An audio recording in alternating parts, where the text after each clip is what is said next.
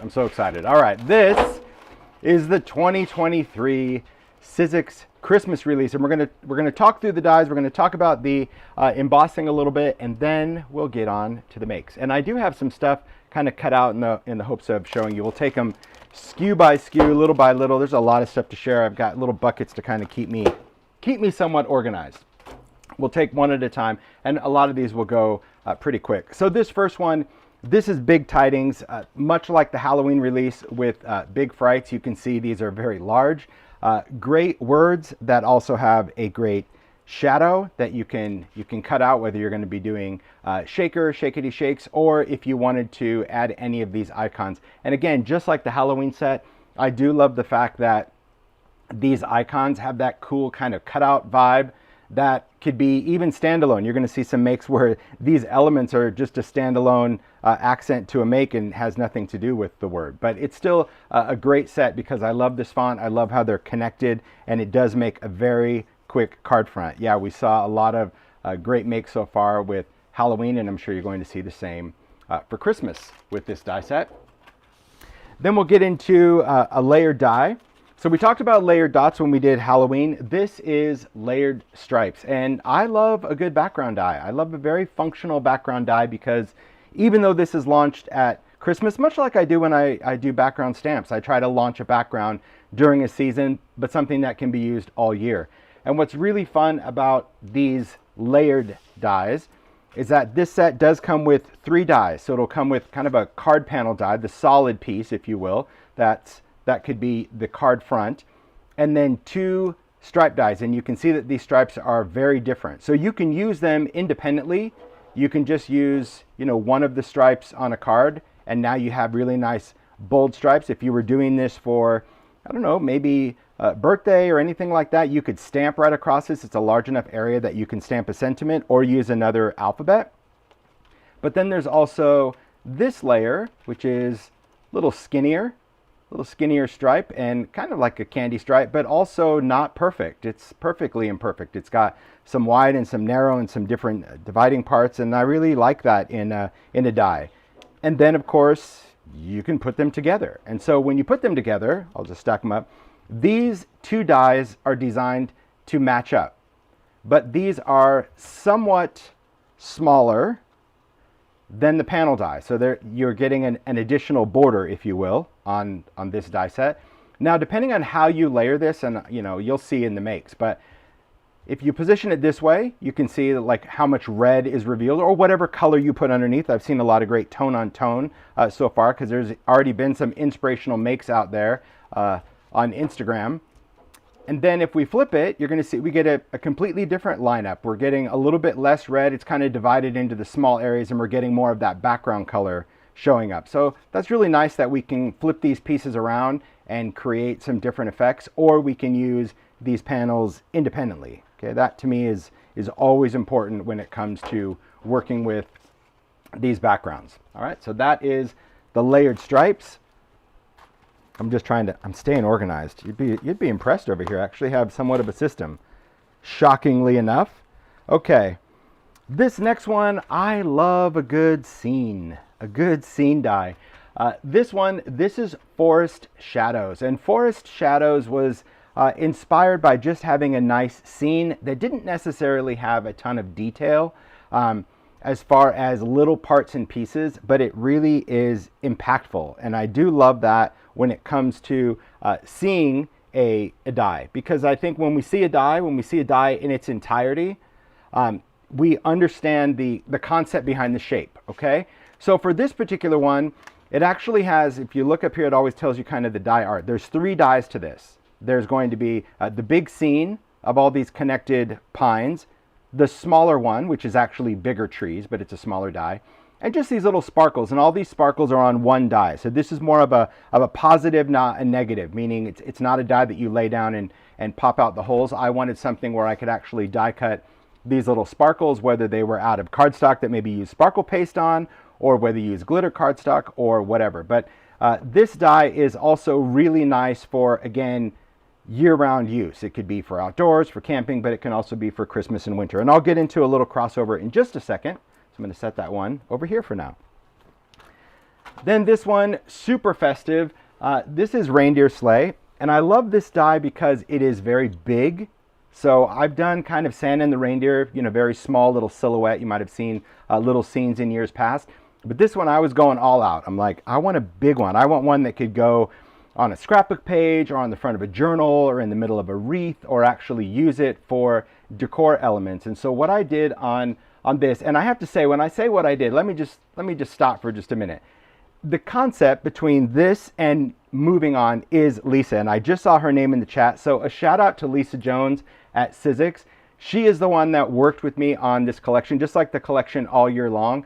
And so a shout out to Lisa for taking these ideas and bringing them to life. And this one in particular, because it's a big die, it has a lot of pieces, and we maximized every bit of space. So thanks so much, Lisa, for really all of the amazing inspiration that you helped contribute to on this. So for this, let me just talk about the die itself. I'm going to pick it up, if I can slide it off of this. See, I love this matte finish, it's just nice. Okay, so on this particular die, we have this scene, which is a rooftop. And this rooftop you can do out of different colors. It's got these snow caps that you can use on the rooftop, or you can just use it for snow caps. If you were doing, maybe you're going to do a paper village and you're looking for some drippy snow to go off the side or on the side of the roof of a house, you can use these pieces on that village as well. You can do a rooftop of any color. It doesn't always have to be for winter. So maybe you're doing, you know, a welcome to your new home kind of card. Remember, you'll have that die if you get this one. So these components, although they seem kind of basic at first, they can be used if you just like let your imagination go. And then we've got this guy, and this is where Lisa just helped me figure it out. I'm like, but I want to do it big, we don't have a template that big. How can we do this? So here we go. The silhouette of this, and I love that it's very paper cut style. You can see it's got a cool kind of whimsy vibe. The Santa and the Sleigh, that's a die. Okay, that's its own piece. Then we have the Reindeer, and you can see again on the art how that works. We've got the connected reindeer. So essentially these pieces, these four, are connected. They're their own die, but they're not connected to the sleigh. So you can use the sleigh with or without the reindeer, but you get this group of four. If you want to do the whole deal, you want to do all the reindeer, you just cut it again and add to it, because those reins can go right behind the other one and you can have a full arch. That's the fun of this die, because a lot of people have asked for, you know, the appropriate amount of reindeer. But I wanted to do something a little bit different. Can you see how, although these reindeer in a silhouette form, when you're looking at them upright, they're offset enough that you can totally identify that it's like 2 by 2, right? But then we have this top one. There's also an additional separate reindeer die in here that you can layer on the bottom one. See how they're just stacked with some foam tape? So that just gives it a little extra dimension. It allows you, if you wanted to tie like little ribbons around the neck. I just thought it was fun. Plus, you just have a prancing reindeer. So if you weren't doing a reindeer sleigh, if you weren't doing the Santa sleigh, and you just wanted that reindeer because you wanted it, I don't know, maybe going over the trees, you would have that ability. You wouldn't have to go in and snip this out of it, because we've given you an additional reindeer die. And that's what, to me, the live is all about, that you're really seeing this. If you're looking at it online, like that's what you see it. And you're like, oh, okay, some silhouette dies. But then when you really break it down, and I know it's almost impossible to identify everything in the line art, you'll just understand like, oh, okay, so I'm getting the rooftop, I'm getting the shadows, I'm getting the snow that I can use or not use, I'm getting the Santa and the sleigh, okay, I'm getting just the groups of reindeer, I can keep going, and I'm getting an individual reindeer. There we go. That's what this is all about. It's pretty fun to create a scene.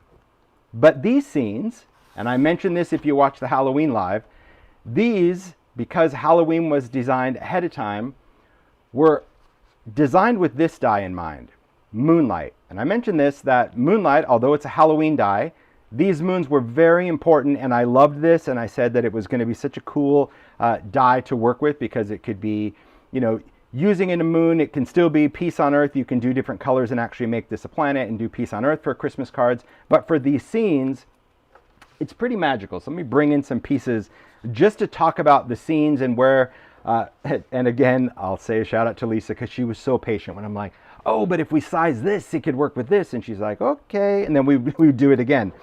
But if we start out with the moon, now remember on the Moonlight die, you get two different sizes. So you just cut it out of a different color, and I like a grungy moon, but it could be totally clean. You'll see from the makes, it's also very clean.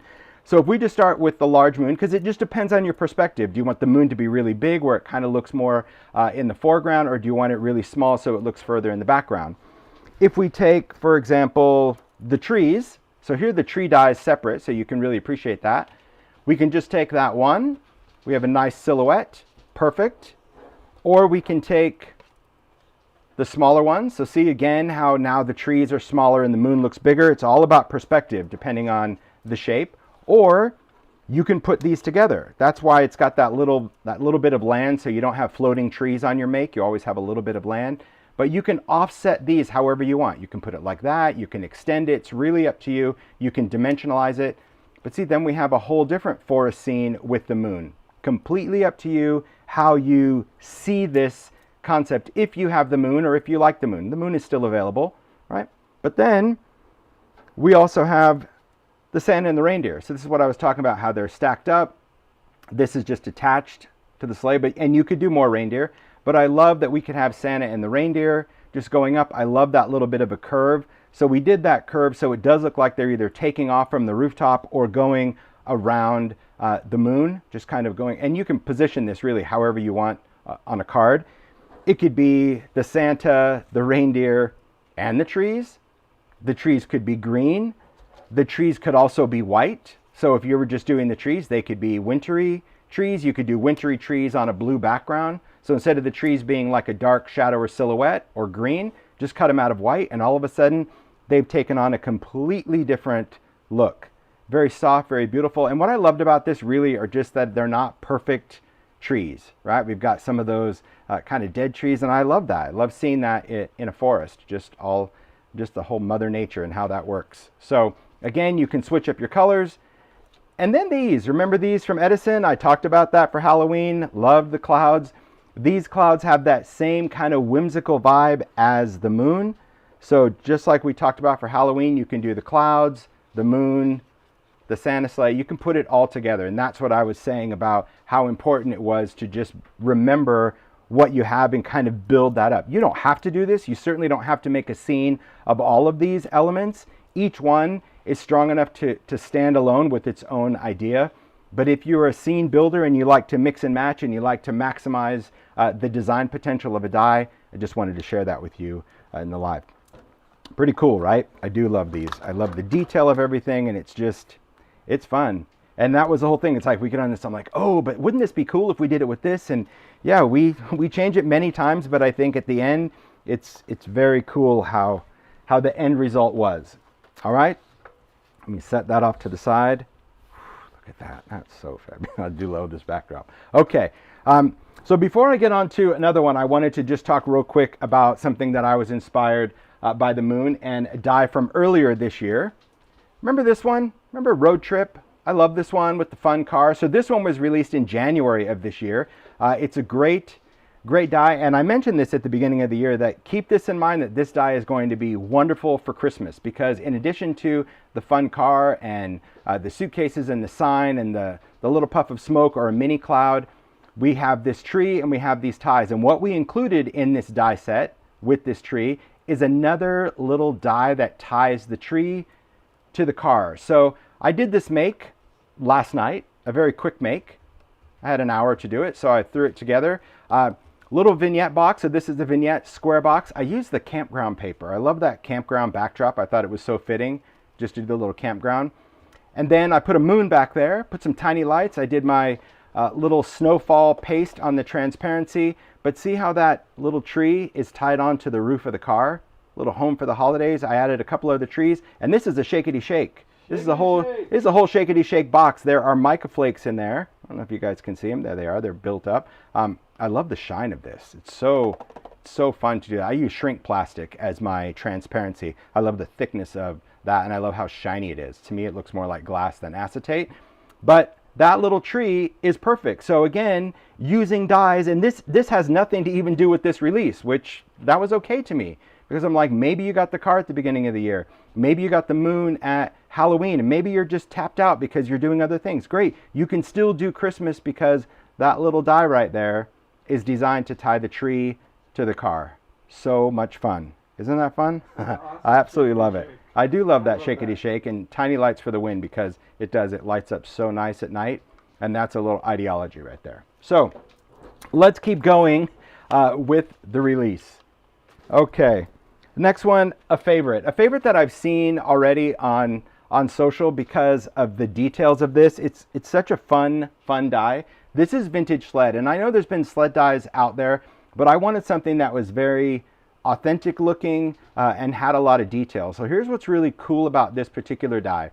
Besides the very intricate detail of this, we've even included not only the base piece, but all of the rails that could be wooden, that those extra pieces that could be done out of metal. But these tiny little nuggets, these little hardware pieces, those are dies. Yes, and they're very tiny. And I understand that some people don't want to fiddle with that.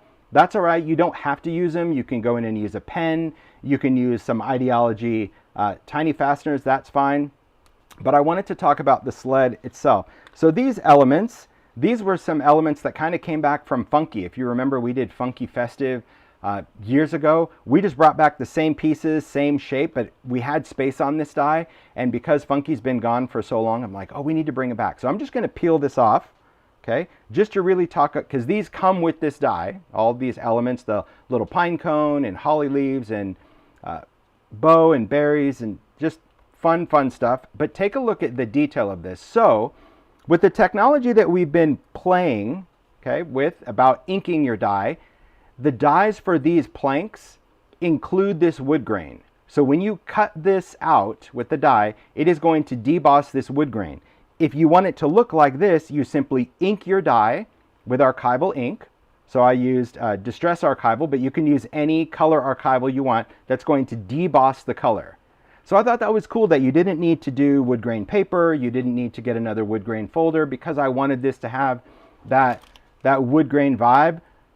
Lisa's like, hey, we can just put that pattern in the die, just like we did that border on the vintage labels. They can ink the die if they want. If you don't ink the die, you're still going to get the texture. You just won't see it as vividly, but that's it. And that's just done. And that happens when you cut it anyway. All right.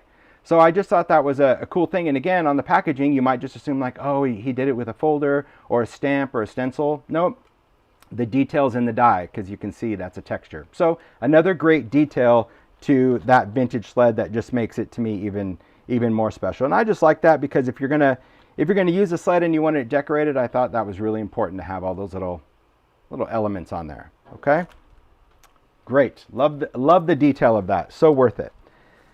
Then I've done a lot of greenery through the years with Sizzix, a lot of festive greens, but I've never done anything really massive. So this one is called Festive Gatherings, and the idea and inspiration behind this was to create some very big festive greens that could be a card in and of itself. And you'll see from the makes that these elements could just be a card. One piece is enough for a card front. But of course, you can combine these to make amazing greenery, especially if you're doing bigger pieces. Again, like layouts, junk journals, ideology, etc. tags, all of these big components really add to creating a big scene. I've also never done eucalyptus, and I see that every holiday, and I'm like, that's so cool. And so when I saw this art, I'm like, we need to try to replicate that. So you get that base die, and then you get these leaves that you just layer on. And these are very, very easy to do. Like, for example, the holly, the entire base is a shape. So all of these have a base shape with all the detail, and then you just get to add another element. So like on the pine, we also give you a branch so you can die cut that a different color, or the berries a different color, and it's all included on that die. So it makes it really easy to mix and match. But scale was very important because there were some other pieces that we did for this release that would need greenery, and I didn't have any greenery big enough for this next die set, which is, it's a doozy. It's a good one, but man, is it worth it. This is Candleshop Colorize. Okay, much different than Candlelight. You can see just from my hand, it is a massive candle. Really, really cool for this. And I love that it's colorized. Now, just real quick, for those that still maybe don't understand the concept of colorize, some people think colorize is just another fancy way of saying layering paper, and that would be wrong. That's not what that is. The reason we call this colorize is because the dies themselves have the color names engraved on the back that match the packaging. And there's a video animation on Sizzix YouTube channel that shows the assembly. Do you have to follow this? No. Is it paper layering? Yes. But what makes colorize is that the colors, so you know exactly what order to build this, red 1, 2, 3, 4, green 1, 2, 3, it just helps that. So I think that the concept of colorize is really nice because there's a lot of pieces when you're cutting this out, but believe it or not, most of these are connected. So I think a candle might be, I don't want to misquote it because there's still a lot of dies in there, you can see, but you can break it down by candle 1, candle 2, candle 3. Very, very easy to assemble. But here's some things to note about this die set. Again, maybe what you noticed in the packaging or what you didn't. We wanted to maximize space and potential, so each candle has its own little wax drippage puddle. Okay, that's all connected to another layer. So you could use the candles by themselves. You can set any of these candles just on a card. This would make a great birthday card, just one, and be like, one candle is all I can fit. I can't fit 70, whatever. I mean, you can have a lot of fun with it, but I think the candle itself is really great. But then we wanted some type of holders, and I couldn't decide whether I wanted a dish, a little tray, or whether I wanted that little ring vintage inspired candle holder. So these are actually the same thing. Here's what I mean. When you take this piece off, because this is its own die, and I'll just peel this back, okay? There is the tray. This tray is the same as this tray.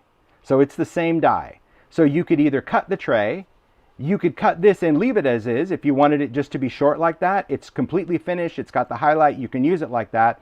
But the curve and the layout, you can see, fit right into that tray as well. So if you wanted to extend this and make a bigger drip tray because of whatever you were doing, these pieces are designed that they could fit together. But you don't have to use them that way. So it gives you options of a little dish, you can have just that one little candle holder, or you can put those together and make something larger. So that was really the inspiration. And again, Lisa's seeing all of this stuff come together. She's like, yep, I get it. That's why you wanted it to, let's move this curve and move that curve, because I think the pieces make it really worthwhile. But that's where these came in. That's why we needed big greenery, because if you have a candle, and you'll see from the makes, and you wanted greenery around it, we needed some big stuff. Otherwise, it would just look like tiny little shrubbery. And so we needed some big elements to go around this. And I think it worked out really, really well. I love dies that you can use by themselves, like I talked about, the Reindeer, Sleigh, and Forest Shadows. Use them by itself or combine it. Makes for a lot of fun. Then next up, we've got this little guy, a serious favorite. He's just cute. There's no denying. This is Santa Greetings. I've done a lot of colorized Santas so far. Some have been very, very, our first one was incredibly complex. His head wasn't even attached to the body. It was that complex. But this one, I wanted it just to be a little simpler and a whole lot cuter, let's be honest. He is very easy to build, very cute. And when you build him, he's got his arms out. You also have this die of this little string. Now this string could be held together like this, where he's holding it. It's also something that could be very customizable, where it includes the full alphabet and number font with this die. So you can customize depending on you could do a family name, you can do a year, you can do whatever greeting you want, or you can take this and you can have it arch the other way.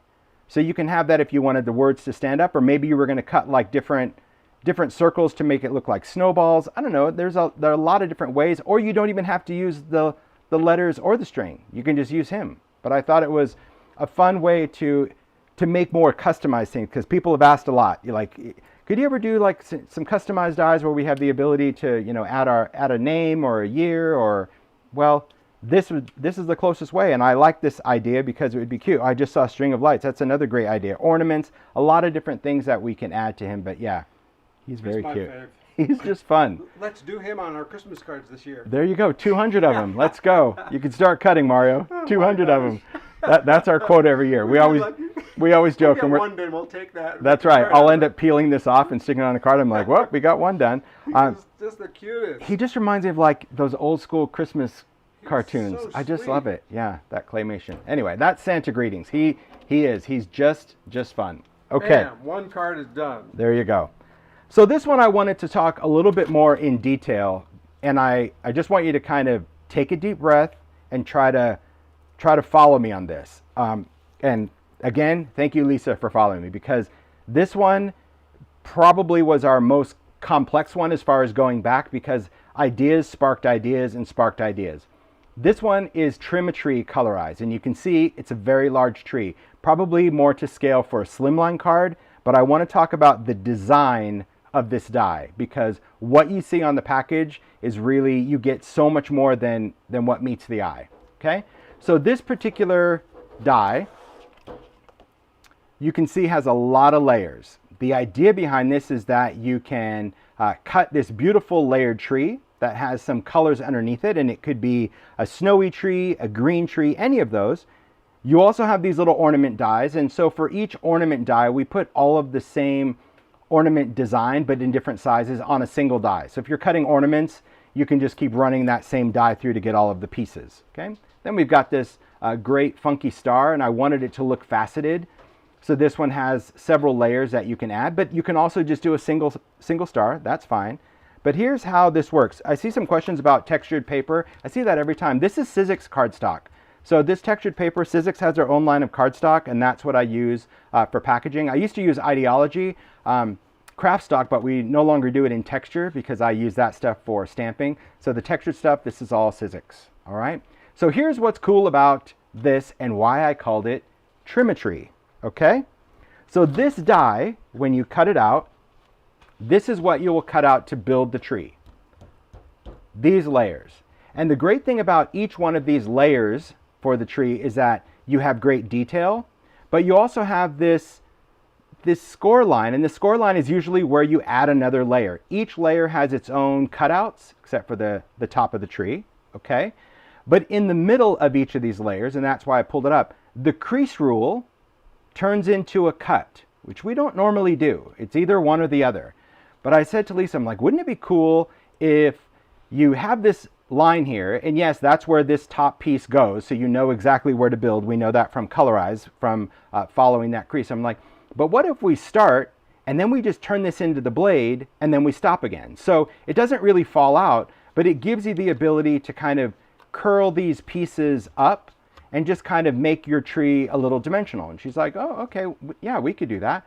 And then as I was working with this, I'm like, oh, wait a minute. Wouldn't it be cool if we also included the crease, but then even took that blade like to the very, very edge, but not cut it out? Because then I could actually trim the tree. She's like, oh, okay, trim the tree. Here's what I mean by trim the tree. If you take this die and you start working backwards, that's why I said you got to kind of stick with me. So we've got this, so you understand, like, okay, it's a tree, I can build it. I can cut out pieces and I can curl these pieces up.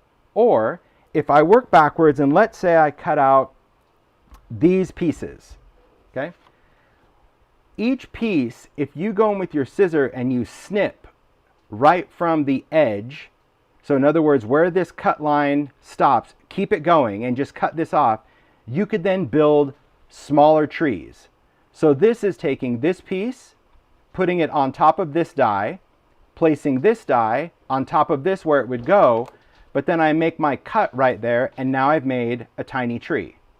So this is a tree like if you were building a forest, we can have a small little tree out of our greens. Or if I didn't want to create this, maybe I wanted this size tree, I could take this die, place it on top of here, because that's going to be your solid. That's why we're placing it. You could just leave it like that, but then these would be open. But if I place it on top of here and make my cuts, see how it fills in? That's our piece right there. That is this size tree. And I could leave it because it has the crease rule element, or I could stack that second layer. So I can still make a dimensional, smaller tree. Perfect for an A2 card, perfect for a number 5 gift tag, all of that. That's the whole Trim-a-Tree. It's not this massive tree and you don't know how to create it. It's a finished tree at the bottom no matter what size you create. Maybe you want this in between size. So you know it's like, okay, that will be my top layer. Then I'll cut this, but right in here, I finish the cut. So there it is right there. See, you finish the cut. And now you have this tree, and you've got these extra layers because this big tree, I wanted some extra green fluff coming out.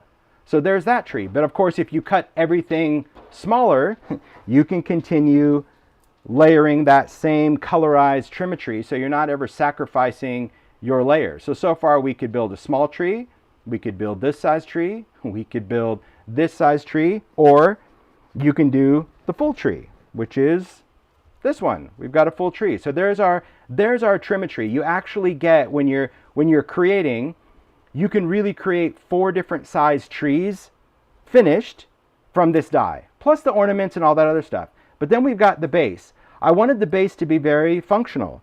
The base could easily be a tree stand. That's its weird shape. But if you notice, it's awfully weird. It's awfully tall because a lot of it is hidden under the tree. But I was like, but wouldn't it be cute if I was going to put this on a card and I wanted my tree to be in a bucket? So that's why this piece could be flipped around. So on the packaging, it's this way, and the tree sits on top of it. So you have a tree stand. Or you simply flip it around, and you can still put the tree on top of it. Maybe we'll just do this smaller one. But then it could be like it's sitting in a bucket.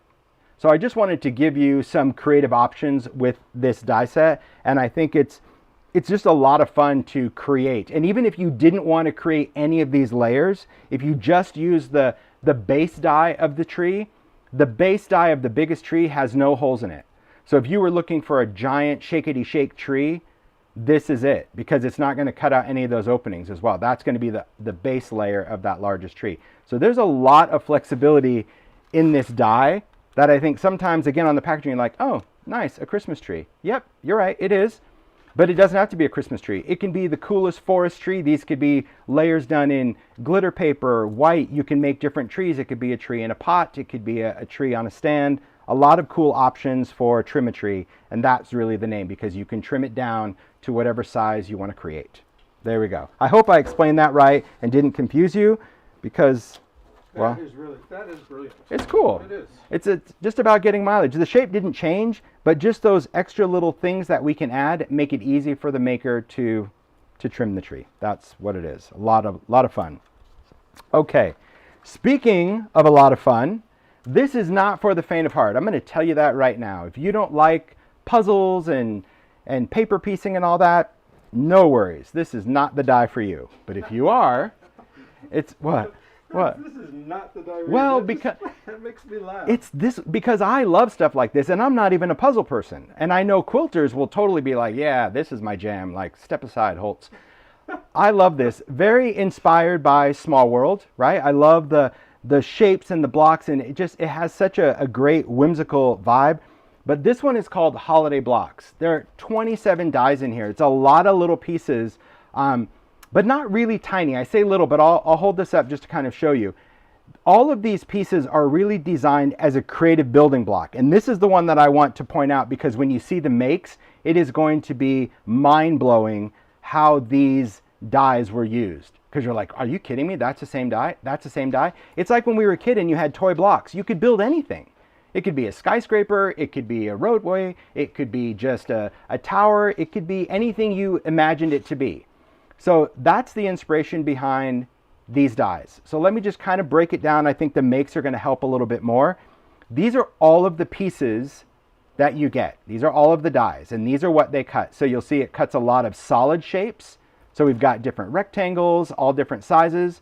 It's got some angled pieces, little house shapes, a couple of tree shapes, a little stacked shape, a little square, a little arrow, a couple little windows, a circle, a smaller tree, another circle with that snowflake cut out. So that's a separate piece. So there's a solid circle, but then also the snowflake circle. This wonderful detailing. I love the detail of this little crisscross, these sparkles, these trees. And then we have these.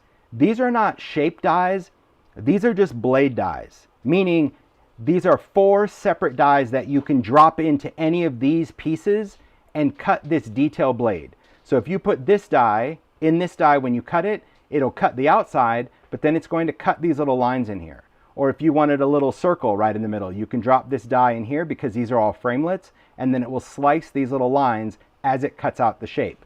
And that's what provides this additional detail. So when you see the detailing in the back, that's just almost like pen work. It's really just adding the die. The die can go anywhere. So that little tree die doesn't have to always be on this tree. It can still be a background die. So all of these components, these blocks, are individual blocks. I just have a little poster buddy sticking them down. So you don't have to build squares.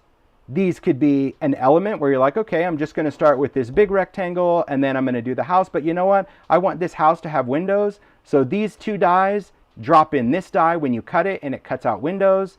I've got a tree. This little crisscross piece will fit this tree. That's the angle that it is. There's a little triangle that comes down, a circle. I mean, sky's the limit when it comes to how you want to build. In my opinion, probably the most versatile die I've ever designed, because yes, it's got a great winter vibe, but this could be for colorful blocks in spring. You can use these shapes so many different ways. I'm just showing them in festive colors. So you can see that these pieces form a block. These pieces are the same as this piece, so you can interchange it. Same with this one. As I break this down, watch how this block breaks down. We've got this, we've got that tall rectangle. We have two squares. Two squares equal that small rectangle. The small rectangle, two of these equal that square. And then you see the square and the rectangle create that. So cool, right? Look at all these pieces. There's all my poster putty. It's a great way to display it. But all of these pieces, even if you just sit down, I always talk about compartmental making, and you just sit down and you start doing blocks just one at a time, because that's your groove. You just feel like it. And you could use other dies. You can use your stamps. You'll see even with pattern paper. Then you have all these blocks. You can either say, oh, that's a card. Oh, you know what? I'm going to take this piece and this piece and this piece, and I'm going to stick those together, and that's going to be a card. I mean, there's so many. I would flip that. You know that. Oh, look at that. See, that's even better. You can alternate. You just have a lot of opportunities. So for people that get overwhelmed of like what to do, there we go. Build that. And I think that this is one of those for sure that the packaging does not do this die justice, simply because of the scale of the pieces you're getting and the potential to build whatever you imagine. So wait till you see the makes on that. I absolutely love it. And I think it is one of those overlooked that you look and you're like, yeah, no. But you got to like pieces. Yeah, no. For me, I was like, yeah, I love it. It's fun. Yeah, no, it's good fun.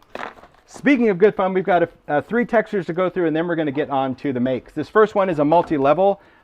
It may be familiar for those of you that have been fans of stuff that I've done with Sizzix for years. This is Holiday Knit. I did this so many years ago as a regular texture fade, and it's always great as technology goes to go back to those older designs and be like, oh, this would be cool. So this was actually Jen who suggested this. She goes, remember that sweater? Like, I think it'd be great as a multi-level. Hey, Jen. And I'm like, you know what? Can you do that? And she's like, well, Lisa can. So Lisa like took that art and kind of broke it down to this multi-level. And a multi-level simply means a step down. So you can see that on certain things, you'll actually have elements that are raised up and some that are stepped down. It's different than a 3D because it's not contoured. We want that definite break, and that gives it a great geometric vibe. But look what happens when you just ink the folder. That's it. You take the folder, rubbed a little bit of lumberjack plaid oxide on it, and I did it very haphazard because I wanted it to be a little worn away in areas and solid in other areas. But you do you. You can make it totally ink solid, but just run it through. And how perfect is that? Great sweater background. So easy.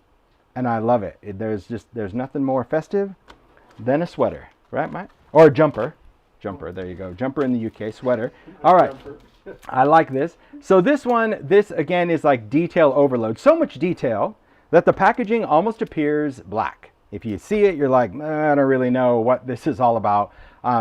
This has just such great texture. And I've seen a lot of comments about, a Nordic vibe. But yes, a lot of them, doesn't have to be Christmas. It could be winter, it could be Nordic, it could be a lot of different things for any of these dyes. This particular one, this is wood grain, and I've done different wood, planks, all sorts of things, but I've never done one that's quite as detailed as this one, even down to the knot hole. So this is what it looks like just embossed on white, and look at that texture. You can use it where this is raised, or you can flip it over and it's a much smoother wood grain. So if this is a little too chia pet for you when you're doing it and it's like a little too fuzzy, you can always use the back and it's still a great wood grain. It's just a little bit smoothie, which still works. But when you ink this folder, this one is just ink with some hickory smoke archival. So we are debossing that gray on that same white cardstock. Or you can, if you had gray cardstock, you could deboss white. And then this one is craft. And then again, you can use oxide or archival on that whole folder technique. It just depends on what you want. If you want more definition, I recommend archival because it's oil-based and it sticks a little bit better to the folder and debosses. but oxide is also another great option. But yeah, great textures for the winter season. And then this last one, you know, believe it or not, this is one that was the most complicated. This is one of those folders that actually kind of took a sideline for 2 years because we couldn't get it to work without blowing through the paper and without kind of dumbing it down, so to speak. This is called Sparkle. And what I wanted is I just wanted a background that just had these draped jewels, but in different layers. That's what it was for me, because if they were all the same height, it didn't give me the illusion of all these beads. This could be wedding, this could be Mardi Gras, this could be New Year's, this could be birthday, and this could certainly be for the holiday season. The detail of this folder is incredible. If you take a closer look, you can see that there's some smaller beads in the background, and all the beads are different shapes. Some are dots, some are oblong, some are rounded, some are even faceted. You'll notice it on the metallic. But I love that, like even on here, we've got a low step, then a higher one, and the even highest one. And this was very hard. You can even see that we get a little bit of a ripple in that cardstock because so much texture and so much open space. But when this is stuck down, you don't have to really worry about that. But I want you to be mindful that thinner paper, you might get a little lasagna effect. But thicker paper, this is metallic craft stock ideology. You can see no ripple. But take a look at that. You can just see how beautiful this background is. I loved it because it has such a celebration vibe, but it's not overwhelming. And I also think it has a bit of an elegance. I love it. It is very fancy, but honestly, this could even be used for Halloween. It'd be a cool Halloween background, believe it or not. But I wanted to just show the detail of all of those. It's such a great textural folder. So that is the release for Sizzix Christmas, and we're going to get into the incredible makes. I'm just going to clear the deck a little bit. Thanks, Mario. There we go. And a shout out to the makers, really, for just taking these designs and, oh my gosh, just making them even better than I could have ever imagined, honestly. All right. I got them in little buckets over here. We're just going to make sure. So I am organized. Okay. So all of the makes, Mario posts links to the makers throughout the chat, but all of the makers, there'll be a maker link on YouTube in the description box, and also go to timholtz.com and there's a maker page, and the makers of course are going to share on social, so you'll be able to see it. These first two, Stacy created these cards using the big Tidings, and this is what I was saying, so much fun. So inked background, do a little distress inking, but see how fun these elements are. Pair them with the stamp set, and I love the stitching detail. See that little sewing? And it's very nice to have that shadow die because it allows you just to make those pop. But see how fun? I love these elements. I love the little string tied around there too. See, our hearts are filled with wonder. So Noel and Joy, just really, they're fun dies. But I love on the inky background. So if you are an inker and you're not into color cardstock, well, make your own. Get out your inks, your sprays, your mica stains, and go for it. But I love the ideas of saying, okay, well, I'm going to do that, but I can also add another little stamp sentiment. Or, you know, what do you do with those weird big things? Well, they really are designed that you can stick them anywhere on the word if you want, and it's just cool. But I love the stitched detail. This next one, Joy created joy. Joy to the world. And I love this because, well, as we know, it's a little shakety shake inside the O, because again, you have that shadow layer, got your background. But I love all the other details. So you can see here on the top, it's got a wonderful stenciled layer, so you can stencil or stamp to get a little pattern. Here you can see the stripes. So starting with that red layer, that's your base panel, and then the blue and the pink offset, but it makes such a whimsy candy background. And then these elements to go with Joy, and then to the world, Santa greetings.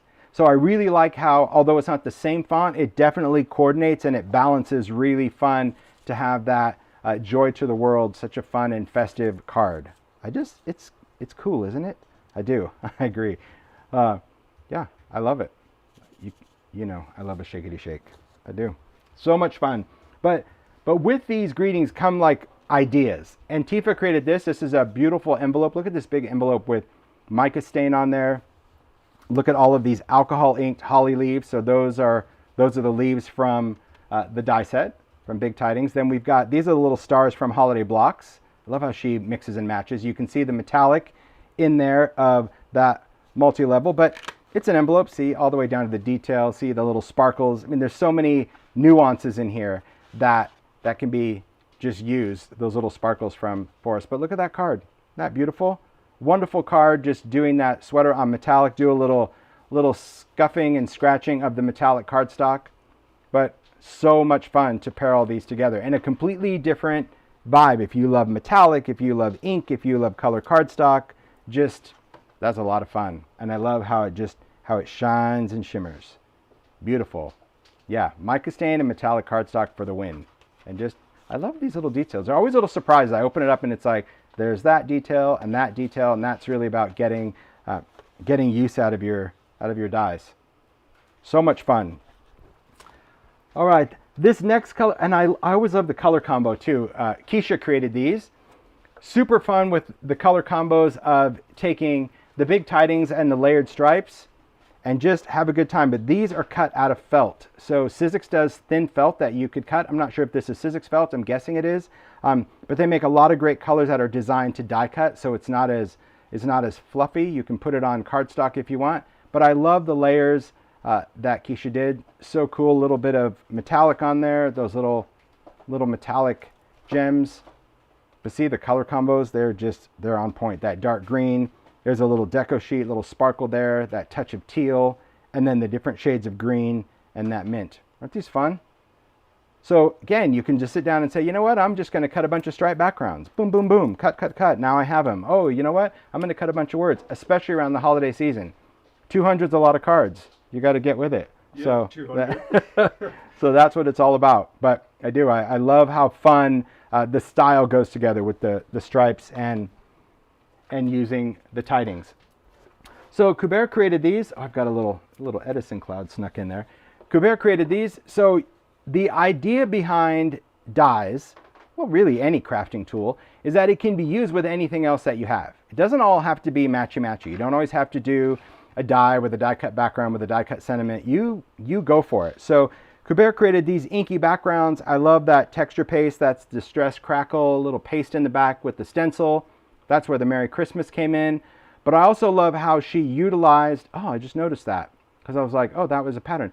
That's very cool. That's sparkle embossed as her base layer. So embossing sparkle and die cutting that layer so you get that little bit of pattern underneath. And then we've got the plaid. That's just stamped with Stampers Anonymous plaid stamps on top of those big tidings. That's a great little detail. I love seeing that little, see those little dots, little party in there.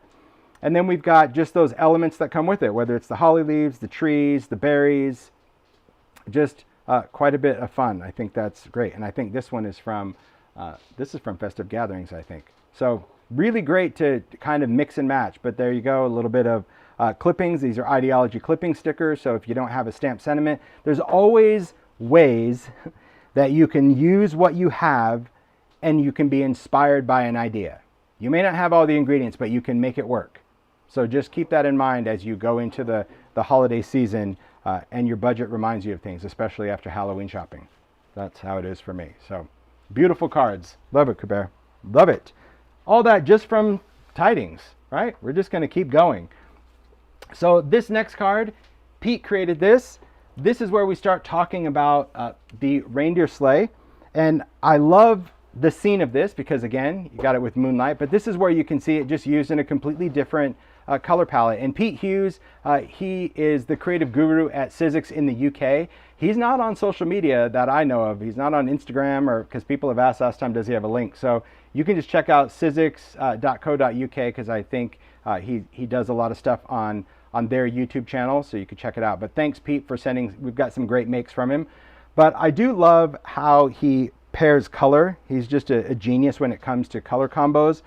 And you can either do printed sentiments. I know Pete does a lot of printed sentiments, printed on your computer, or you can do your stamps. But look at this whole winter vibe where we're using the rooftop. We've got the Santa and the reindeer sleigh. We've got the moon from Moonlight, and we've got those sparkles. I told you that sparkle die from Forest Shadows is just a great die because it cuts you a lot of these beautiful little sparkles that you can work with. So I think that's such a lot of fun and a big card because it can go right off of the edge, but hey, why not?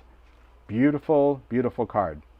Thanks, Pete. I love it. So you're going to see how these scenes really change and really transform how this works. So this next card Barbara created, this is what I was saying about the scene. So here we're taking the smaller moon. Remember the whole thing about Moonlight, you've got the big and the small, depending on your perspective that you want to create. This is just a smaller one. I love that touch of mica stain inside, where those pieces, you can just cut one layer and keep those pieces in there. There are all the little sparkles. There are the trees. Look at that little bit of sparkle and shimmer on there, the glitter. Santa, and you can start layering, so you can layer different colors of cardstock, different textures when it comes to these reindeer, paired with the stamp onto an inky background. But this is, you don't have to use the rooftop. See, that's the thing that's really important to remember. You can certainly use this as a very cartoon vibe. That was the idea behind it. But then you can also still give it a very outdoor winter vibe. I love it. So beautiful. So different to see different making styles, right? It's about different making styles and different colors. So take a look at this card that Anita did. So beautiful, wintry. Here she just kind of mixed it all. And I love this. See this swoosh I just noticed when the light hit it. I didn't really see it there. I was like, oh, it's a beautiful dark winter card, but yeah, see that little bit of mica? Ooh, beautiful little swish. But here Anita went in, oh, see, I just noticed that. Look at that. Texture dies. See, I need to start paying more attention every time I pick up the card, because Kubera got me on that sparkle, and now I just see that multi-level, the holiday knit with those trees. Because it does, it just catches the light a little different. So here we can see the rooftop used and the trees, but now the trees are just extended, so it just gives you that perspective. And you can either do offset dies where you stamp it out, or you emboss it, die cut it, my word, out of a light and then a dark. Well, it's because I have stamping and I have embossing, it's everything. And you can offset it, and that's what's going to give you that highlight, or you can go in with a pen and do your highlight work, whatever works. But see those little sparkles? This is magical. It is magical. It's so cool to see how everything comes together. Really great. And I'm going to do kind of this pull together at the end with each set, because I know Mario's kind of saving them. So I just want to get through the makes, and then I'll do each build, because I think that's important. So Kathy created this. So this is an ideology vignette. So you can build scenes in other things. If you're not a card maker and you think, oh, you're always showing this stuff on cards, it doesn't have to be. It can be big things. So this one, the nice thing about this tray is that it creates this area that, look at the dimension of those trees. You can just build and build and build these layers. So we've got, there we go. Now the light's picking up. Look at how snowy, sparkly all of those trees are. And this is what I was saying about what I love about the die and the dead trees. It's something about when these are layered and offset, it has such a realistic look to me, just because I can see different components instead of everything being these thick, massive trees. And I love how Santa's taking off. Kind of reminds me of like Central Park in Elf, where he's just trying to take off out of there. There's a little sparkle, and then here you can see those greens. We've got those big elements from Festive Gatherings that you can just add as that little corner. Isn't that a stunning piece? I love that, Kathy. It's beautiful. Got a little bit of little sparkle all around the edge with some deco tape, just nice. And then the outside you can see is done with that wood grain folder. So even though this is a wood box, just to give it really a nice chunky, very textured wood grain vibe, you can just emboss your paper and create that texture. This is a good way to transform things that are maybe made out of plastic. If you have a plastic frame or box and you want it to look like wood, see how nice that is? Just doing that with your papers. Beautiful. Inspiration, right, Mario? I have to tell you, your new background, inspiration overload. So Christmassy. Like everything that you're showing is absolutely beautiful. It is magic. I'm telling you. Is. I'm so excited. I really am. I'm so excited to have different backdrops. Compared to the wood floor It's magical, right? It has. Perfect. I mean, look at. I know. There. Look at how perfect it is. It's so beautiful. So Kath created this scene. Look at that. We can light it up with tiny lights for the win. There's actually 2 different tiny lights in the back here that Kath did. So I just want to light up each scene just to kind of show you. So here's some things to note about this. It's a frame, so a repurposed frame. So I'm not sure where Kath got the frame, but I know she does great blog tutorials, so she'll share all of her tips and tricks. But I love how it's got this little gingham check all the way around, Season of Magic. but the scene, 2 rooftops, because again, like a neighborhood, so you got house on house. I love how she continued that rooftop scene. We've got the trees that are inked and watercolored. There's the moon. So this is a moon mask, Stampers Anonymous, or you can use your moon die cut as a mask, either one. But then I love how she took that sparkly one. I think this is an old school star die that, maybe Starry Night, that is cut out. So you get a negative, little ideology. And then we've got the reindeer sleigh and that little bead for Rudolph. And then of course paired with the green. So before I light it up again, just seeing all of these components brought together, this is what I was saying about mixing and matching. So with the tiny lights, we have this scene, which is just a beautiful illumination. You can see how it just lightened up behind the trees. And then take a look at this next one. I thought that was so clever. Look at that, where it lights up behind vellum acting as a diffuser, but then also behind the reindeer, just with those stars. So you can have both of them on, or you can just see, it's so magical, isn't it? It's so great. I love the idea of having 2 sets of tiny lights, because yeah, you can have it just totally lit up. Maybe it's going to go on a mantle, or maybe just at night you want it a little bit more twinkly or magic, or maybe it's a countdown and you don't light up the Christmas sky until Christmas Eve. Who knows? It's really cool to me, yeah, so many different possibilities. But I mean, you can see right here, it lights up so pretty. Yeah. Look at that. And it shines in the dark. It's so nice. Oh, I love it. Look at that. Absolutely magical. See, tiny lights for the win. And it is just about using that with dies. That's what it is. You do what inspires you. Use the stuff and make something with it. That's the best part. All right, we'll keep that piled up. And again, I'll do the recap. I just want to get through all the collection, and then we'll go and see all of the ideas together. So we'll just keep those. Perfect. Great. Thanks, Mario.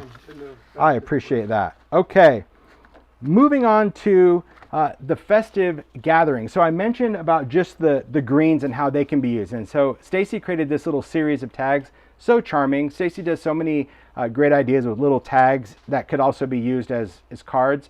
So taking a little number 2 tag, and if you have one of the Sizzix sidekicks, mine comes with this die. I love this little number 2 tag.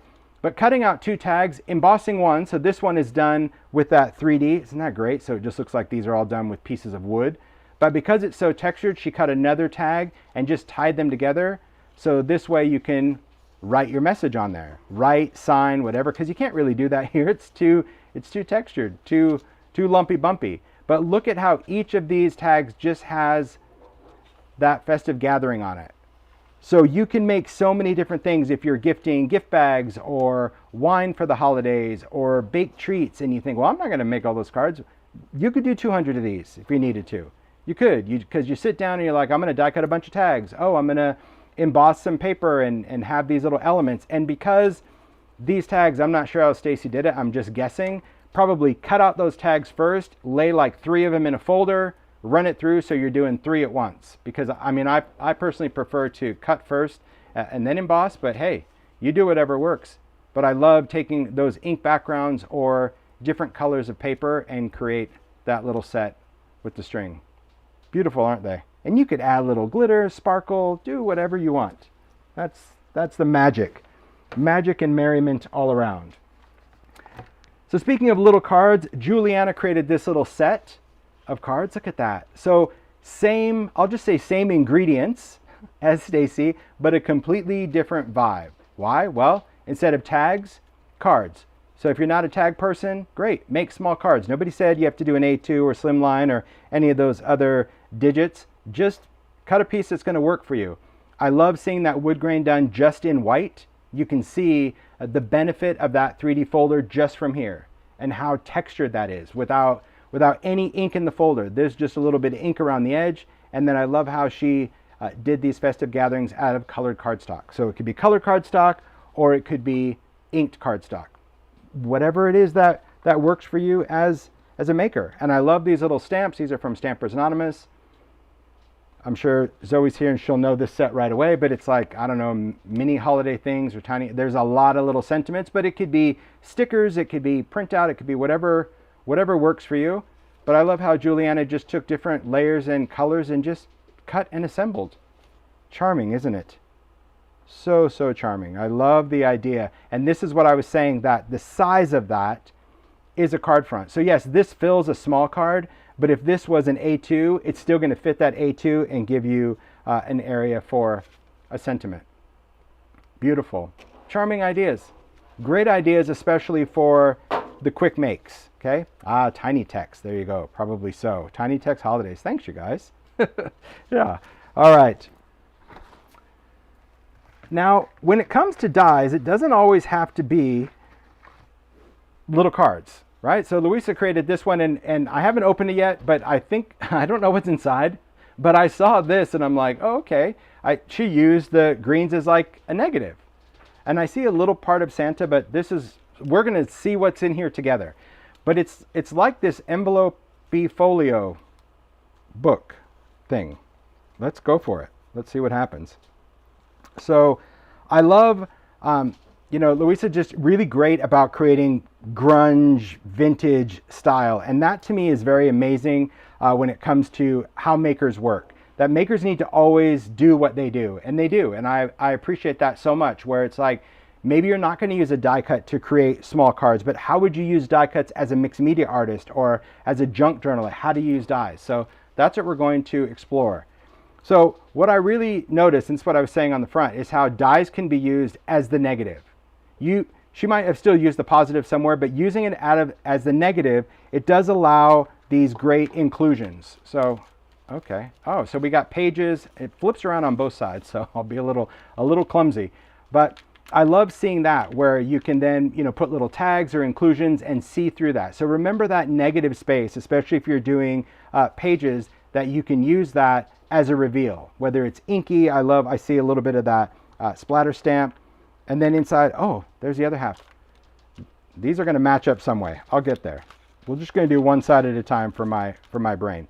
Here, a little ideology paper doll. There's some little berries. I just love all the details of journals with torn paper, splatters. Just junk it up. All the sewing details, just fun. Oh, look at that. 25 from Santa Greetings, repetition. These are just those little berries from the big Tidings, because those berries are kind of like little wonky pebbles with a dot. This could be great little olives for martini as well. I love seeing, see this die? That's from Holiday Blocks, that little shape. So see, if you're thinking, oh, I'm not going to do blocks, but look at how great you have cool shapes that you can put in your junk journal. That's awesome. Here's a little shakety shake. Look, there's some die cut remnants in there. A little fancy flower, little gold lame, flashy. Love it. Flashy.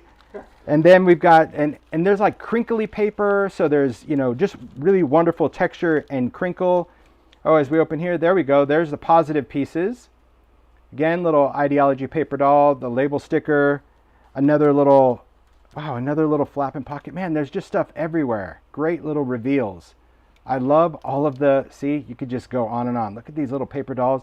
Oh, with the moon in the background. How stunning is that? She's just dressed in her little winter coat.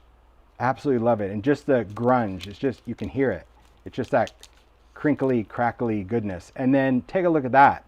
See, you've seen a lot where it starts here, but I love you're able to give it the curve because these dies are not attached. The reindeer are a die, the sleigh is a die, so you can attach those anyway. And I love how that really just complements the whole bottom. And then, oh, yep, this comes out. Look at that tag. Oh, so see, there's Trim-a-Tree. Gosh, I think she might have used every die on this. That's amazing. There's Trim-a-Tree back there. See, just done tone on tone. It's a little stamping over the top of it. And then there's that negative cutout. See, the negative to me is always, I remember my early years at Sizzix. That's the first thing that was more important to me, I think, than the shape. I'm like, how does the leftovers look? Because as a maker, you do have a lot of features and benefits of those leftover shapes and how the die works with that. All right, so now we're going to flip this over. Let's see where we start. I'm not sure where we start. I'm just going to start with Santa because I saw two parts of him. Let's match him up. There we go. That's cool. I like just where he's kind of split on that page. I mean, it can go either side because everything's double-sided, but yeah, I love how it just kind of opens up to this. That little negative, because you have that alphabet, we've got ho-ho, numbers, little 25. See, this works on this side as well. I love that pine branch. Then using the negative as a stencil, There's the little bow from the vintage sled. See, I do think, I was like, oh, sled pieces. There's just stuff everywhere. Oh, there's a little bit, here's a tag here. Oh, I don't want to rip that page. There we go. A tag with the little wood grain holiday blocks. Gosh, there's so much. And Louisa does an amazing job on YouTube. If you don't subscribe, she does great job. That it's pretty amazing that she does this on her channel. I just saw a comment like, it's a coincidence he matches up. Oh, well then there you go. See, don't you love that? Happenstance. That's it. It just happens by circumstance, so it's happenstance. It's meant to be, and I love that. I love all of these little elements. Again, another little pocket, but she does such a great job on YouTube just exploring everything. Oh, there we go. See, colorize. Geez, even Candleshop is in here. I love seeing all of there's more of those trees in the back. You could just probably just keep going and going through this and finding so many different elements, but I love the texture and color and design. So if you think that dies are just for cards, no way. This is proof right here that it could be so many other things, so much more. Amazing. Absolutely amazing. All right. Then going on to other cards, I think I'm going to bring all of these cards in because I do love when I get a card series. You guys know that. Debbie Adams, who I've said I used to work with at Sizzix years and years ago. I'm so grateful that she still makes for us because, you know, her ability with Sizzix is just amazing. So these are the 3 cards that she made, but I'm gonna break down each one because I think its focal point, of course, is going to be Festive Gatherings, but just ideas for dies. That's what is always just so amazing with Debbie. I love the colors. I love the black and gold and white. She said that's very on trend for this year, and I think it's just amazing. But here's one of the things that's also important to know about dies. So this die with the beautiful little mistletoe and the berries, these are cut, and then Debbie went in and just did all of her ink coloring, doing watercolor, or you could do Copics or do whatever. But then taking that shape, cutting it out, and gluing it onto the same color cardstock to mimic an embossing folder. Do you see that? Where this paper back here, this card front, looks like it's embossed, but it isn't.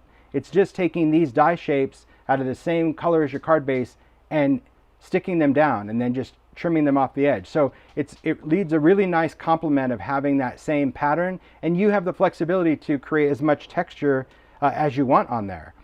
And then just the dimensional, where you can take a shaping tool, you can dimensionalize this, a little bit of gold string, some sequins, some little gems here, and then how it's paired on a ticket die. So sometimes you look at a shape and it still has a very beautiful Art Deco look, and stamps. Really, what an amazing card. Just fabulous.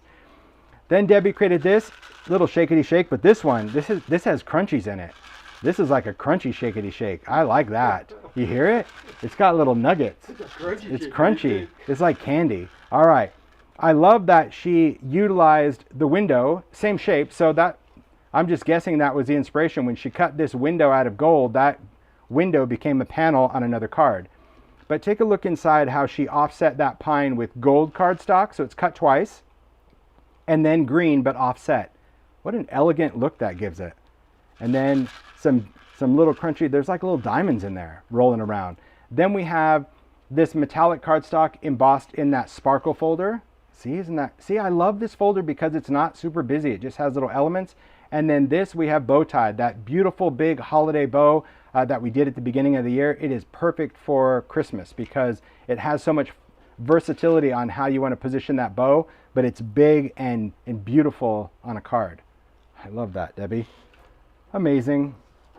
And then we have this little set, this little card and envelope set. And I think it's always important, especially, Tifa does just beautiful collage envelopes. But here's another thing that I learned probably in the early days of stamping, is that whenever you're creating something, whether it's a stamped background or an embossed background, and you need to trim something off, save that little snip for something.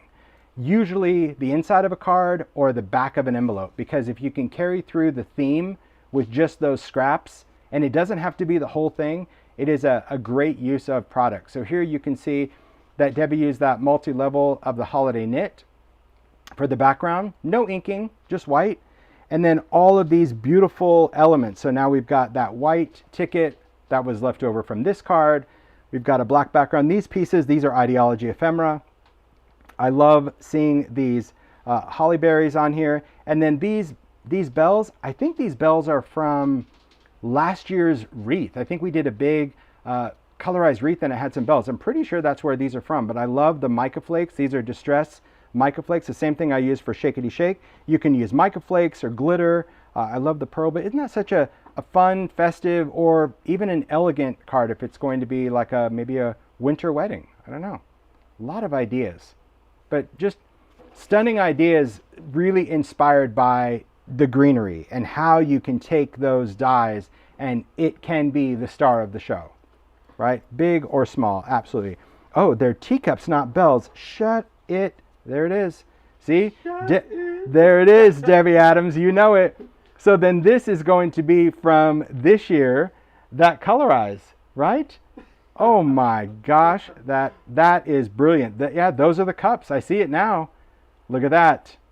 Debbie Adams, I'm telling you, you're my hero. Just what she can do with the die. It's just like you can just watch her work. I remember those early years of going to Sizzix and like I couldn't even get to the EL's office to start working because Debbie was making something and I'm like, what are you going to do with that? What are you going to do with that? And then I'd go in and meet with EL and then come out and it's like, oh, did you not use that stuff? She's like, oh yeah, this is really this and this is really this. I'm like, how you see a shape, that's just, there you go.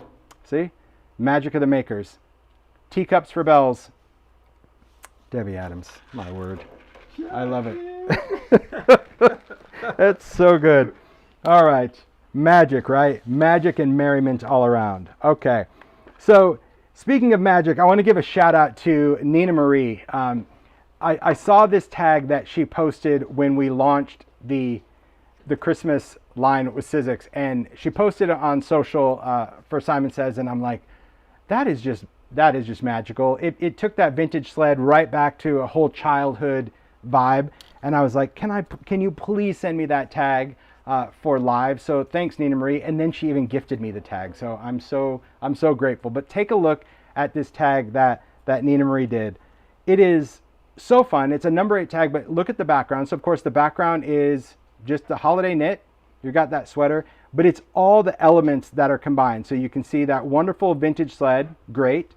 Some ideology bits. So we've got some little ephemera, some little clippings. I love all this greenery that came out. So just because it comes with the little stuff, it doesn't mean you can't pair it with the larger festive gatherings, but it was this. Oh, what fun. That's instant nostalgia. And how she used that font from the Santa Greetings. I told you that font goes with a lot of things that maybe, I mean, I can't say that I planned that. I didn't, but there was just something about that font when we did it with Santa Greetings. I said to Lisa, I'm like, this is just a fun font. It's kind of retro, kind of vintage, but it has a whimsy vibe. I love so far that we've seen it paired with many things, and there's a few more things that it's paired with. But isn't that just great? So that's really where you just want to sit down and just have a ball. And oh, what fun it is. So thanks, Nina Marie. I freaking love it. Look at all the detail. And it's got little texture on there, so a little sparkly, little snow, little layers. I love the little bits of metallic. So these right here, this is what I was talking about.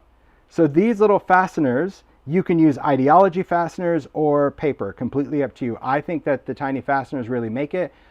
It's worth the frustration. It really is. But beautiful, and I love it on the background. Oh, what fun. So good. This sled you're going to see used so many different ways. Zoe with a Y, Zoe Scarpelli. I love this vintage distress crackle scene that's created. So this tag, this is on a number 8, etc. tag. So if you're making stuff, you can make a paper tag or you can just use this as a foundational piece. These, if you plan on standing them up, are much easier to stand because they're thicker. But especially if you're going to use a lot of these textured things like crackle, there's a little bit of ideology clippings in there. There's some of the trees from Forest Shadows and the sparkly, but take a look at that vintage sled. Super grungy, super fun, a little bit of texture on there. The greens, a little ideology, charm. Definitely a winter feel, right? I love it. It's just a lot of fun to build and create. You're gonna see many different sights and scenes of this vintage sled. This one, Tammy B created this one, so I know if you love a whole homespun holiday, this one just makes me feel all cozy. It does. It's warm and cozy. Another etc. tag, this is just a bigger one. Etc. tags come in many different sizes, but we'll start with the background. There is wood grain, and this is what I was saying. I've done a lot of wood grain, 3D, I get that. But this one is very textural. So when you use it as a background, it's visually magic because it provides so much texture. I love how Tammy went in and did the multi-level holiday knit. There's a little bit of, you can do a little warm and natural where you can just cut it just to give it that little, you could use felt if you wanted to. Did that little sewing, there's a little ideology, and then there is that little star of the show, that vintage sled. It's so worth it. Don't be intimidated by this one. It's really an easy build, it is. And especially inking that die first, you're able to get that bold wood grain in there and then add those little elements. So absolutely adorable. And then these little things, these are the die cut pieces. So you can go with the dies or a pen or any of the mini hardware. Isn't that great? I love it because it has a totally different feel, right? Completely different feel from the last one. That vintage sled is everything. There's so much detail to it. That's why I said it is the star of the show. It is. It's very warm and cozy. Charming. So here is another etc. tag. Same size that Tammy did. Kubert created this one. This one has more of a festive vibe to me. Same elements, but just how it's paired and what it's paired with, completely different look and feel. So we've got some crackle paste, an ideology. This looks like collage paper in the background because we've got some pine and some berries. But then I love this frame that's covered in some backdrop paper. There's a little die cuts from Festive Gatherings that are a little sparkly.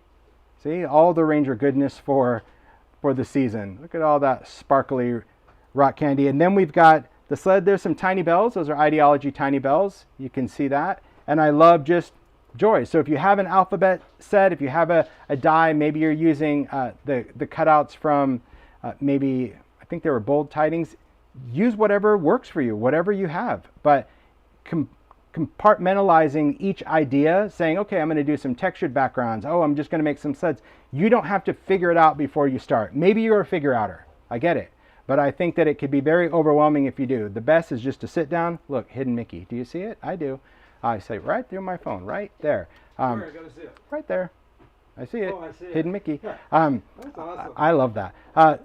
When you take these pieces and you say, okay, I'm just going to make some frames. Today I'm just going to do texture paste on a background. Today I'm just going to die cut some greens. That whole idea, it does change the whole, I don't know, the mindset of making for the season. It makes it really fun. I love it. Love the details. Then we have I'm just going to take this out.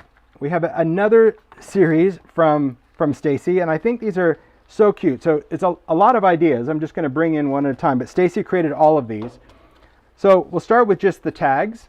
So if you're, again, a gift tag person versus a card person, that sled, I wanted to make sure that sled would fit on a number. You can take a number 8 or a number 5. I think a number 8 is going to work the best. It's going to give you a little bit more space, but you can certainly do a 5. But there you go. There's your card again. You can stamp your whole background, stamp that element, and then I love how Stacy did these sleds. I love how she changed up the colors, where you can do red, you can do brown, you can add your metallic on there. You don't have to use all the pieces. They don't always have to have a bow. The background, these are just stamps from Stampers Anonymous, so you don't even have to use pattern paper.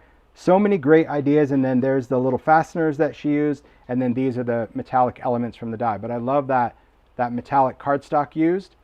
But then what I found really interesting, because she included a lot of elements. These are cool, right, Zoe? I just think like how Stacy thinks, this is where compartmental making does. And I think probably because I throw a lot of deadlines at Stacy as well, these pieces make for great tiny tags as well. So creating these little wood grain tags, going back to those number 2s, instead of using the Festive Gatherings, these are tiny little pieces from the vintage sled. Look at how adorable they are on little jewelry tags.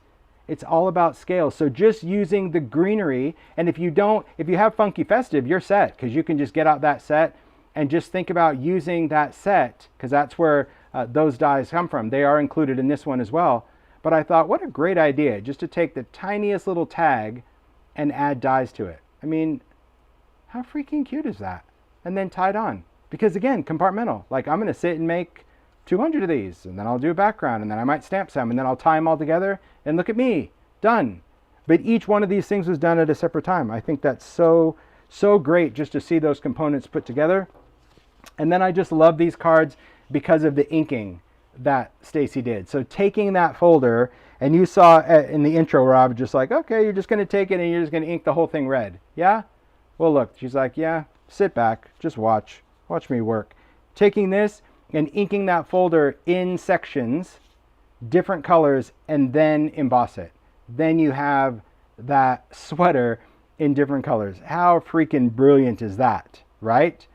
Taking that embossing folder and just inking it in that horizontal fashion and creating, because the folder is going to kind of give you a visual representation of where to break it, but that's really cool. So this is where you're inking the folder and then debossing. I mean, that is a brilliant move with those cards. You could still do ink blending as well. If you didn't care that this was on the top, you could ink blend a section, but that's what's giving us that contrast, is the colors being applied to the folder and it's debossing.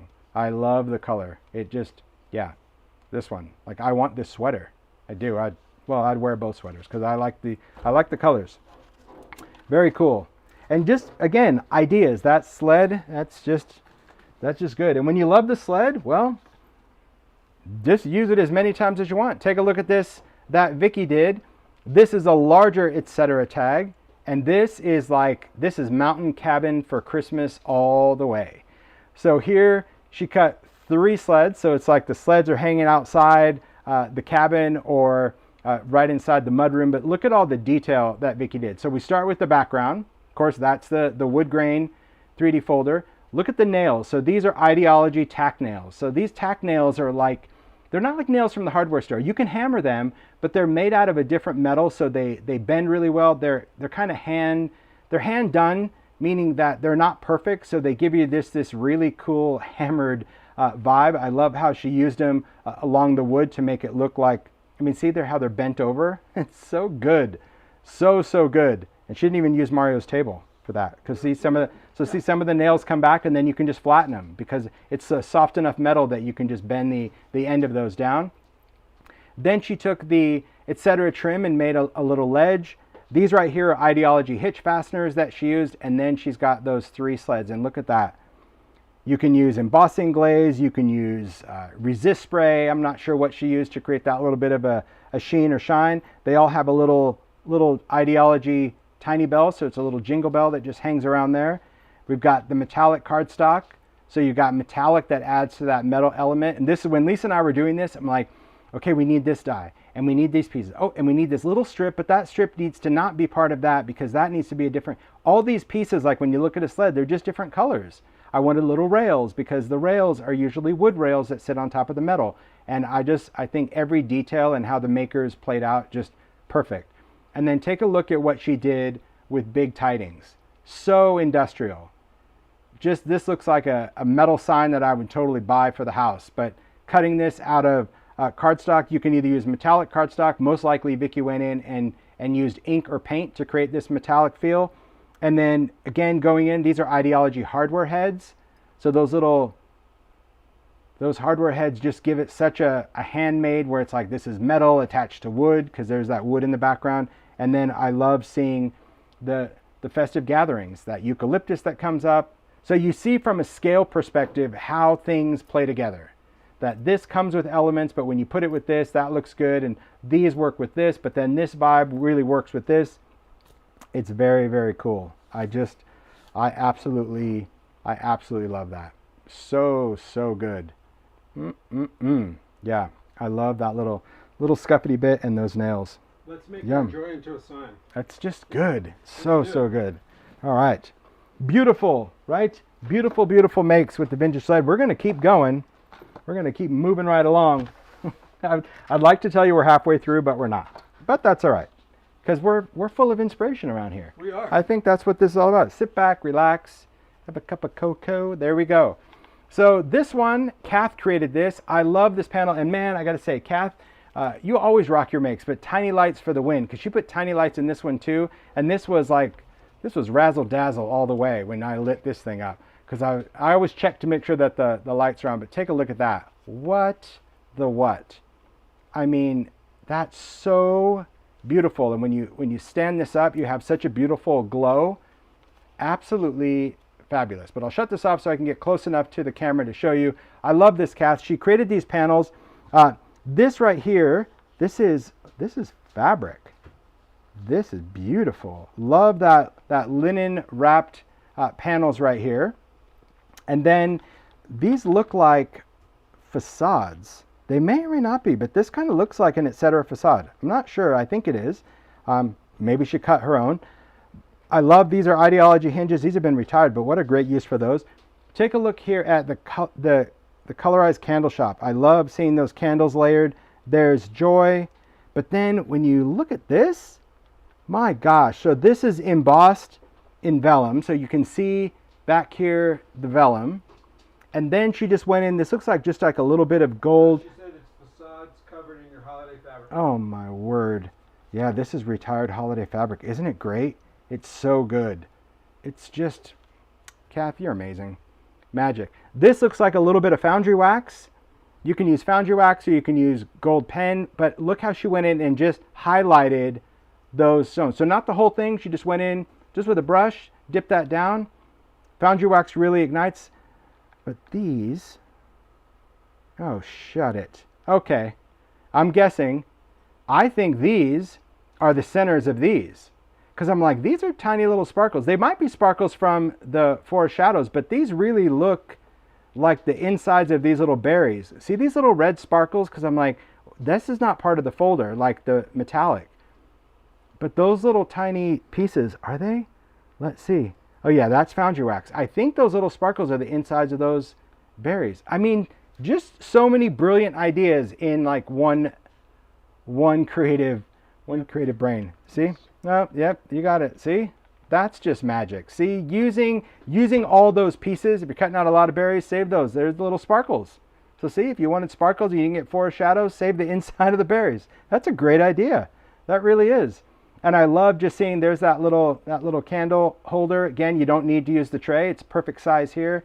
I love just that tall candle and how colorized just creates that movement of that drippy wax. Isn't that beautiful? What a great make. So fun. Just again, seeing all the dyes. So many makers put so many dyes together this time. It's mind-blowing, especially to talk about razzle call it well, that's what it is. It's like, oh my gosh. it is. It's because it's so festive. Razzle dazzle. Razzle dazzle. It's so fun and festive. It is. So Emma created this one. This also has tiny lights. I'll turn them on in just a second. But Emma created this using an etc. She starts with the tag and then like cuts an extra bit off the tag to kind of make this ticket shape. But you can use a tag or a panel. But I love that crackle paste in the background because that just gives it such great texture. This is an Ideology vintage clips. These have been retired. But they're great toppers because you can just clip those on. There's an Ideology metal star. Take a look at the background. So those are the sparkles from Forest Shadows, but then that's from a stencil. So using paste, you can do a stencil. So I love seeing that mix and match. Then we've got, looks like a wooden hoop. I love that with covered in mica. There is candle. I'm going to light this up because I want to see where the lights are. Oh, cool. See, that just lights up inside there. It creates such a beautiful glow. There is the etc. trim to create that wonderful ledge. Little string. There's a little Ideology hardware pull. I love the layers of sewn paper. And then you can see the colorized Candleshop and how beautiful it pairs with all of those festive gatherings. See, that big scale was just, it was needed. Oh, and then there, I just saw the light hit it. There's joy in there. That's from, gosh, that's from Santa Greetings. See? Even that plays with candlelight. Gosh, we've seen it with candlelight, with Sled, with shadows. We've seen it with probably everything. That's just a great scene. So when you think about this, and I always want you to be mindful as far as structures, and that's normally what I talk about, like, oh, they started with this. Because if you love this idea, let's just say this scene, I'll call it, where it's like, oh, I love the candle with the circle and the greens. Excellent. That could go on inside a picture frame if you wanted to do a shadow box. That could sit inside a wreath. Maybe you went and got a store-bought wreath. Maybe it was pine, maybe it was grapevine, and then you built this and set it inside the center of a wreath. That'd be charming because you can still light it up with tiny lights. or you can put this on the front of a journal, or you can start with an old book, maybe of a vintage book, and that sits on the cover, and then the book just sits on the shelf. It's just a decorated book. Remember that if you like a certain idea or theme, jot down some notes about, oh gosh, I got to remember on Emma's like center of a wreath, cover of a book, inside a frame. There's a lot of ways that you can take the composition of something and apply it to a completely different make depending on what your style is. But I absolutely love it. And tiny lights, it adds that little glow. And because tiny lights, you can replace the batteries. It really is perfect. It's magic. It really is. Beautiful job, Emma. See so many different elements. Paste, more paste, metallic cardstock, and then there's even like all this little stringity bits. I do love that. See, little threads. There, I just saw that too. I love how this light, because we have the light coming forward, I love how sometimes it'll hit something that catches my eye. Those are the tack nails from Ideology as well. Cool. Beautiful make. I'm just going to hand these to you, Mario, because I'm building piles over here. All right. So Zoe with a Y, Zoe Scarpelli created these tags. I love, again, staying true to her vintage vibe, using some Ideology backdrops, taking the colorized candles, but then you can see that it's got mica flakes on them. You see that wonderful shine when the light hits it? These are distressed mica flakes just stuck down, so it adds such a wonderful, snowy, faceted look to it.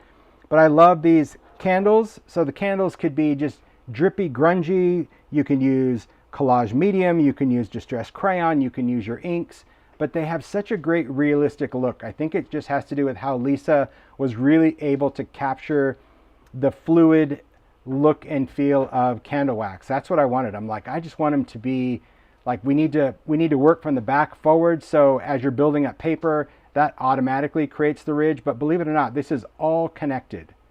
So it really, they look complex, but they're pretty easy to build. I love how Zoe did the little candle pan. These greenery, this is from the vintage Sled. So if you want to put some smaller green so you don't have it kind of overpower what you're working on. There again, the candle holder in that tray. This is a little bit of Ideology worn wallpaper. These are Ideology quote chips. But absolutely charming, stunning. And this I love. I love where it's like, oh, candle, whoop, there you go. Yep, the flame could just be, doesn't have to be going straight up. You do it. That's so good. Great tags. Just, again, fun way to incorporate the elements, but I love the grungy coloration of those. I really do. So this next one, Pete did. I was going to say I was blown away, but then it was a candle play on words, but that's not intentional. But I was blown away by this background. I love the candle, and I love Pete's use of colors always. Just how he can, cast light and shadow and do all of that beautiful inking. But this background, seeing that sparkle on black, because that's where this started, just black cardstock. And then, Pete does all that painting magic, that wonderment, but it just has such a beautiful look to it. But isn't that stunning? It's almost like, when I look at it as like I'm seeing these hanging off of a tree. That's what I see. I think because that background is so dark, seeing all those layers of green paint, that it's like little pine branches, and I'm seeing all the beads through a tree. I don't know. That's how I see it. But what a stunning background. Then there's some splatter on there, so you got little fleckly bits that make it a little smaller than what's here, and then that beautiful candle. And I love how bright that flame is. Isn't that stunning? And then just peace on earth. So simplified, taking an idea and just like, wow. Like, I love, we've seen this background on metallic, we've seen it on white, we've seen it, that whole sparkly thing, but when I saw this background, I'm like, I would have never done it in black. Pete did, and that just makes it even more magical, right? Especially, I think it's just the movement of that paint that makes it look like pine branches. But amazing card. And really, his juxtaposition of this is the inspiration for me as a card maker, where it's like not everything has to be this panel that's centered, that's floating in the middle of a card. That's where it's like this background, it goes right up here, it's cut off the edge, this isn't even the same as each other. That's what I love. Just position things to give such a great composition to the eye that things can run off. He's the genius of that. So amazing. Speaking of amazing, I love when a maker just runs with it and inspires. So I love this that Tifa did. Happy Kwanzaa. Such a beautiful make using the colorized Candleshop. Just when I saw this, I'm like, that is absolutely brilliant. Happy Kwanzaa card. Here's that wood grain 3D folder. This is the font from Santa Greetings. I love how she did all of the candles in the color. So these are pennants. This is from Bunny Games. What a great use of that. And then you can just see that background pattern. So you see how she used all of these beautiful elements. That's using holiday blocks to create such a beautiful pattern in the back of this envelope, just using these pieces. I just think it's absolutely, it's just stunning, isn't it? Stunning. I'm just going to see if there's anything in it. Oh gosh, there is. Absolutely. Look at that. Celebrate. This is magical, Tifa. So beautiful just to take what you see and make what you imagine. That's the best thing. That should be a quote. Take what you see, make what you imagine. Because sometimes we see it, but I think when you imagine it, that's where the ideas come from. I did a candle die. Tifa imagined Kwanzaa, and I think that's absolutely beautiful. Look at that wood grain just in the background, and just those candles and the color. I absolutely love this. So thank you for doing this, Tifa. Such a beautiful, beautiful make. It is. And I love just really how the components are used as well, especially creating that pattern. Very, very cool. Beautiful. Beautiful. See? Inspired beyond belief. That is what it is. It's just inspiration overload. Okay? All right. So this next one, I'm trying to grab these out. Sorry. Oh, I think, yeah, I'll take these. I'll start here. So I always love different structures, different foundational pieces. So Tammy B created these on Ideology mini clipboards. That's something I didn't mention on Emma's make, that, you know, I always talk about these mini clipboards because these are from Ideology. This piece is removable, so you can paint it whatever color you want. And then you could even add your background papers with ease. So Tammy went in and did this 3D folder of that wood grain. But look at how she incorporated the colorized Candleshop. There's that bow tie that we have from Everyday. And look at this wreath. I love how she took the pine and just repetition and just like let it hang off. So it just has that great textured feel, all from paper. What a beautiful festive make, right? And then it's Tammy B. So Tammy B is like, yep, it is. But how about taking that idea and making it for Halloween? What? Same bow, same candles, same everything, different palette. There's the clipboard. Now, instead of doing that in red, she did it in black. The wood grain, instead of it being brown, it's in gray and black, and all of that same yummy bits just done in gray and black and orange berries. And then beautiful orange candles and a black bow. Halloween, really colorized Candleshop, amazing. And then she's like, yeah, but then we could just use it all year long. So how about we just do something for a wedding or springtime? So now I'm just going to take this and do this, paint that metal in white. Damn. Do the background a little bit different in more of a whitewash wood. Take, not the crunchy little pine, I'll take the little laurel leaves and mistletoe and make these beautiful leaves and berries. I'll even do a little bit of brushstroke florals, some pink candles, and a white bow. Come on. Look at that. That is beautiful. Come on. This is where, again, lives are all about. You look at it and you're like, never would have thought of it. Need to remember it, writing it down. Because one die, changing the color. That's what it is. Because, and I think that's just how many creative brains work. You know, you see something and you're like, that Christmas, it's a beautiful die. And then you see it and you're like, that's a Halloween die, really? And it's like, no, that's actually perfect for weddings. Wow. That to me is what it's all about. Just seeing inspiration. And I love when makers really take it to the next level, where they just take it and they're like, I have this idea, but I'm not sure which one I'm going to settle on. So I'm just going to make all three of them. Because to me, that really is a great visual when you see it all come together. It's amazing. Yeah. So much work times 3. Come on. But beautiful. Beautiful. All right. Then these two cards Anita created. Look at these slimline cards. Really beautiful. I think the mixture of dies and folders. So here we can see that background. And I want to remind people of that, you know, when you have a longer card, you do have some options. You can have your paper longer than your folder. So you can still emboss that on the top. That's really why I wanted it to just kind of have not just curves, but some straight pieces. Or you can just add another section to the bottom if you want to do a longer card. So here Anita made these cards in two different color palettes. So the top, of course, the sparkle 3D folder. The bottom, that's going to be the layered stripes. And I love how there's metallic underneath them. Then you can see how she just used Candleshop. You don't have to use the same dies. And then this is where Trim-a-Tree is starting to come in. So this, of course, is a trimmed down version of the bigger tree. And now you know the secrets. You know how to do it. So you can still have all of those layers, but now we know that we can make each size tree whatever is going to work for the make that we're doing. So really beautiful. I love the effect. I love, again, there's a little metallic on here. It looks like some stickles as well. A little bit of sparkly glitter. Oh, look, I just noticed these. That's really clever. See, it's always good because I look through my phone. So when I hold it up, it's like a little magnifier. Look at these. That's so clever. Those are the little ornaments from Trim-a-Tree and how she hung it off of the end of that sparkle folder. That's freaking genius. Look at that. She did it on both.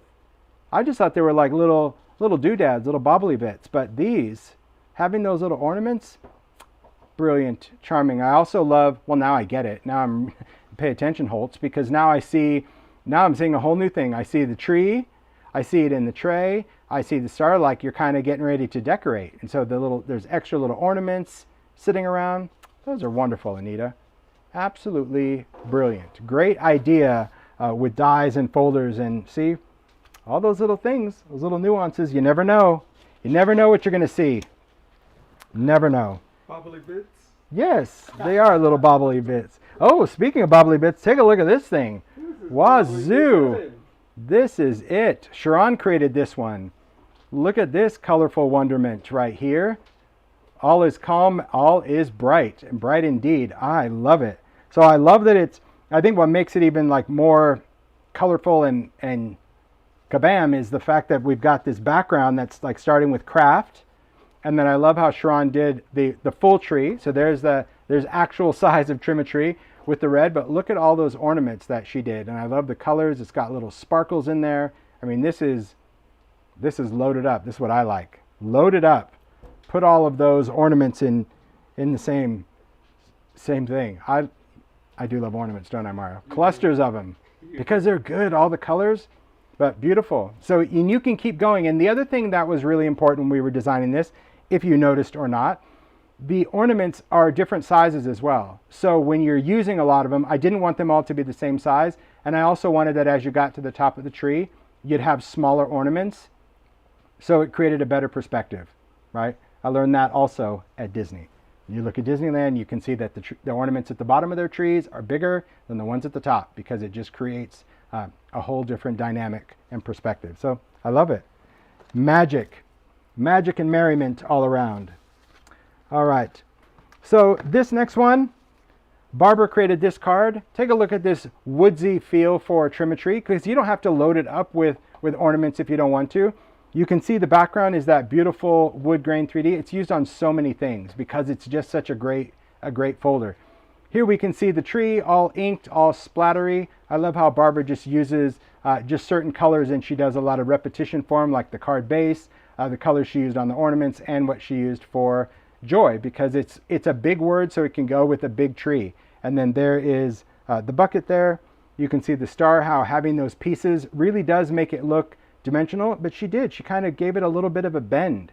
So it creates that great faceted star. I love this. I love that little addition of the ornaments there on the word, but isn't that fun?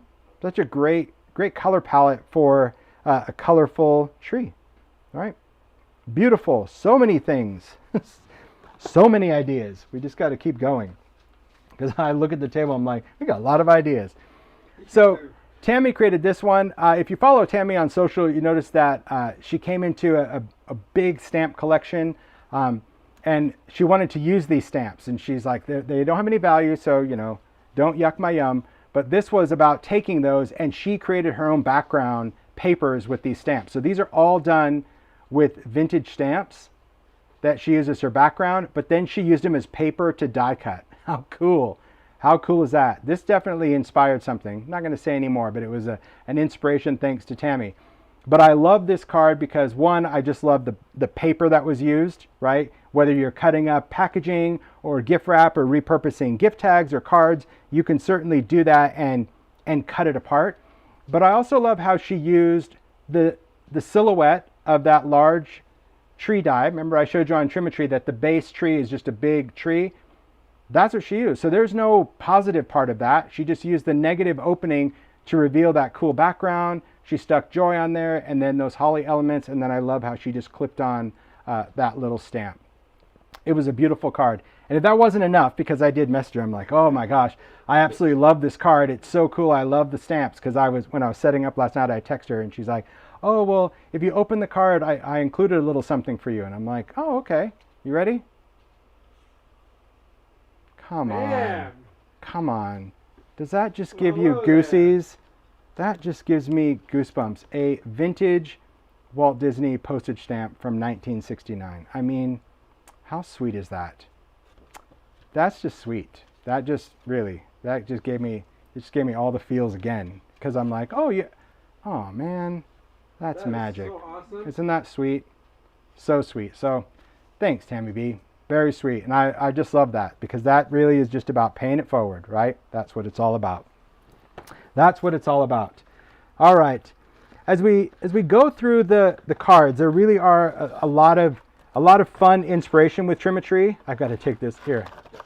I'm making a little there. Thanks, Mario. Like things are starting to fall over here. Okay. So take a look at this card. So Joy created this card with Trimmetry, and look at that. It's got a little thinger right there, little wobbler. So it's super fun. Yeah, I got it stuck. There we go. I got it stuck in the layered stripes. Oh, I got it stuck again. Here, hold on. There we go, Holtz. Just do it right. Look at that little action wobbler on that tree. But I love how Joy created this background just using color cardstock just to create a beautiful background. Trimmetry, trimmed it down to the size she needed for an A2, right? You don't have to keep it that full size. You trim the tree to what you need. Added those little metallic ornaments, the little tree base, and how fun is that? So really, even if you wanted to make like kid cards, you can put little googly eyes on that tree. That could be fun as well. I love it. So what a cute card. And every time when Joy makes, she's like, oh, but what I do is so simple. I'm like, but you do you.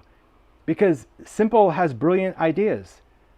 Really? There's beauty in simplicity. That's the thing to remember. And I do. I love that all ideas are equally important. They just matter. And sticking to what you like, sticking to the palette you like, for example. Jen created this. Definitely loves rainbow, bright colors, and Christmas could be whatever colors you want it to be. And so I love how Jen created this wonderful background. Look at those glittery, sparkly elements from Santa Greeting. I just love that. Love the gold. And then this beautiful tree in those inky layers because Jen is a lover of distress, be that distress inks or pencils or, well, every distress medium. And I love how she always incorporates it in everything she does. So thanks, Jen. But the mica and the sparkle, it just makes for a beautiful card. And Mario's right. On that background, it's like, whoa. I just love this backdrop. Oh, so good. But yeah, absolutely beautiful card, Jen, because the makers just do that. Mica flakes are my jam. It is a synthetic mica. Just know that. It's synthetic.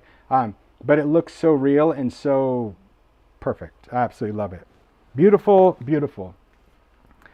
Keisha created this card, and man, Keisha is rocking the felt this time. This tree is also done out of felt. So this Trimmetry is all cut out of layers of felt. Again, I think she used Sizzix felt. I'm not sure, but I'm guessing so because it's very thin. It's a lot of great colors that you wouldn't normally find at the craft store, and it die cuts beautifully. I mean, you can see even those little openings, how clean that cuts, even down to here. And then look at that background. Isn't that fun how people are just taking that sparkle background and just doing so many different things? I love this color palette. I love how Keisha created that background where the tree is just like glowing from the back by inking around it in yellow and then just adding that bits of red at the top. And by inking the embossed paper, that texture is always going to take on a little bit more color. And then of course splattering it. So all these extra little splashes, you can use mica stain, metallic paint, whatever. And then I love how she just created the additional fun by taking that string from Santa Greetings and the words. So it just kind of mimics the whole background of Sparkle, where it's like, okay, there's my Sparkle background, but I'm going to take that little loopy string and do a little banner with Merry, and then Merry Christmas. How clever is that? So, so cool. I love that. I love the mix of things and how we're seeing the dies being used so many different ways. It's perfect. Yeah, felt for the win indeed. All right.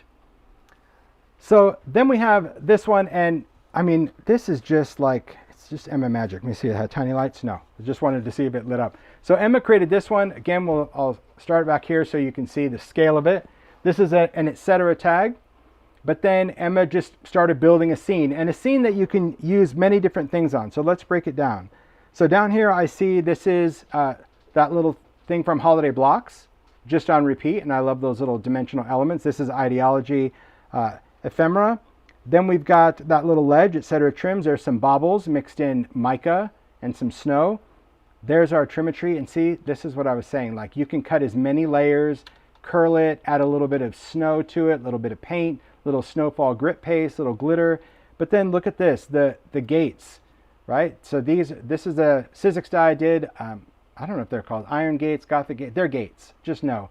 And I love how she did them with gold just to make a beautiful opening to that. And then there's like a wonderful arch back there with the wood panels. This greenery, this is from I love how they mixed and match all the dies. This is from the vintage sled. It's like they're trying to challenge me during the live. Like, how many things is he going to catch and is he going to notice? But I love all of these little elements. And then of course these little snowflakes. I wonder if these are from Twig and Stump last year. Maybe. I don't know, but they're very cute, and I love that texture in the background. But look at how many layers Emma did on the tree if I show you sideways. So it looks dimensional because it is dimensional. So if you want something to look dimensional, you got to put in the work and build it up. And it just depends on, I think, how you're displaying it, but very, very cool. And I love just all the wintry texture, very snowy, beautiful vibe with Trimmetry, right? Isn't that good? Yeah, the gates are just a neat touch. It just changes, I don't know, it changes the storyline, I guess, if you will. I don't know if that makes any sense, but that's what I always see. Like, when I see a word, it just has a whole story aesthetic to me. Okay. Next, we're going to get into Santa Greetings, and then we'll have Holiday Blocks. So we're in the home stretch, but we still have a lot of inspiration because the makers just like go for it. So Pete created this card. I love how he took Santa Greetings and just took his pose and just, I think, did what a lot of people think, which is like, he just looks so happy and jolly and I love you this much. What a great sentiment to do, because you don't have to always put the greeting in between his hands. You can use that alphabet however you want, and Pete did that out of metallic cardstock.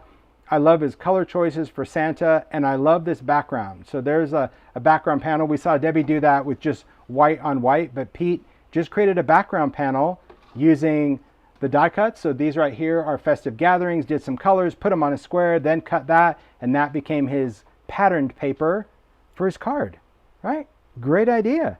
So this is like, I always love ideas where I sit there and go, because we all have those creative funk days where it's like, I don't feel like doing anything.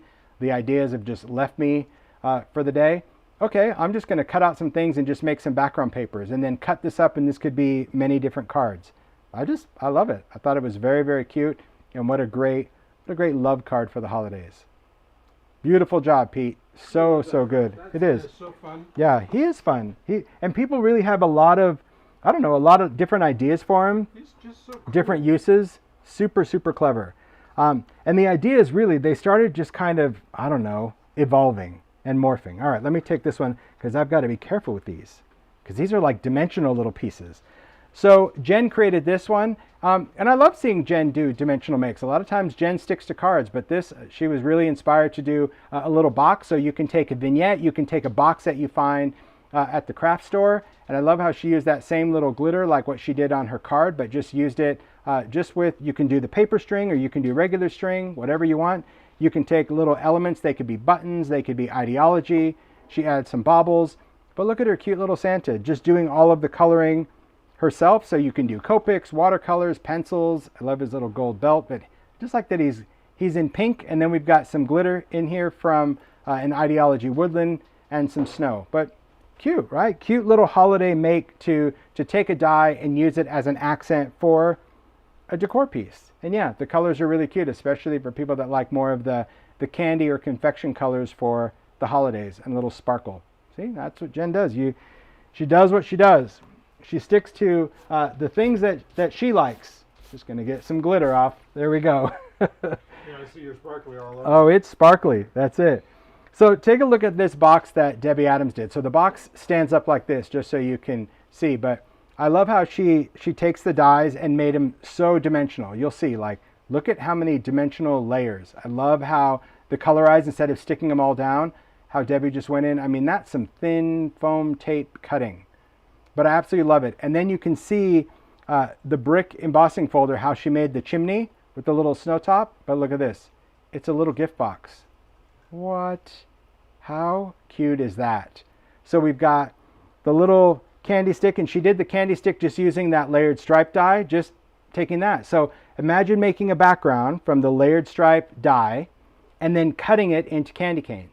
Just cutting them into peppermint sticks. Because that's really it. You just make the background and then you slice it up and you'll have all different peppermint sticks. I love how she used the greenery with just those little touches of pine and some sparkly mica. You can go in with a little pen work.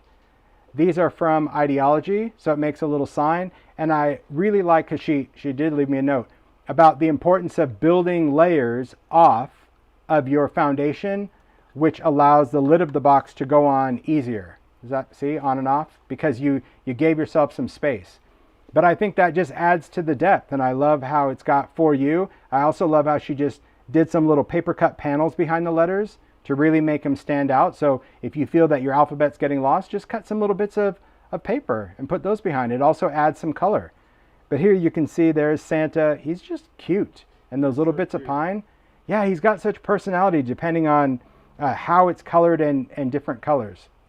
But yeah, that's really, it's great. I love the idea of really of just the candy cane, the peppermint sticks, of taking that background and slicing them up, because that's very clever. Brilliant. And I love the snow-capped chimney. So cute. Paper box just made. There we go. That's what Debbie's going to do. All right. Then we have this one. So Louisa created this one, again, just brown, right? Do not adjust your television. I love this, because this is the world I live in as well. I love neutrals, and your holidays could be merry and neutral. Okay, they can. So Louisa created this box. It's a wooden box. I love the idea of taking these layered stripes, and look at the colors from the ink. And then just stitch to create the panels. Okay, so this is a very interactive-y kind of box. So we've got Santa in all his wonderful glory using wood grain. So that was a distressed wood grain cardstock. So thanks for using it on the make. Retired.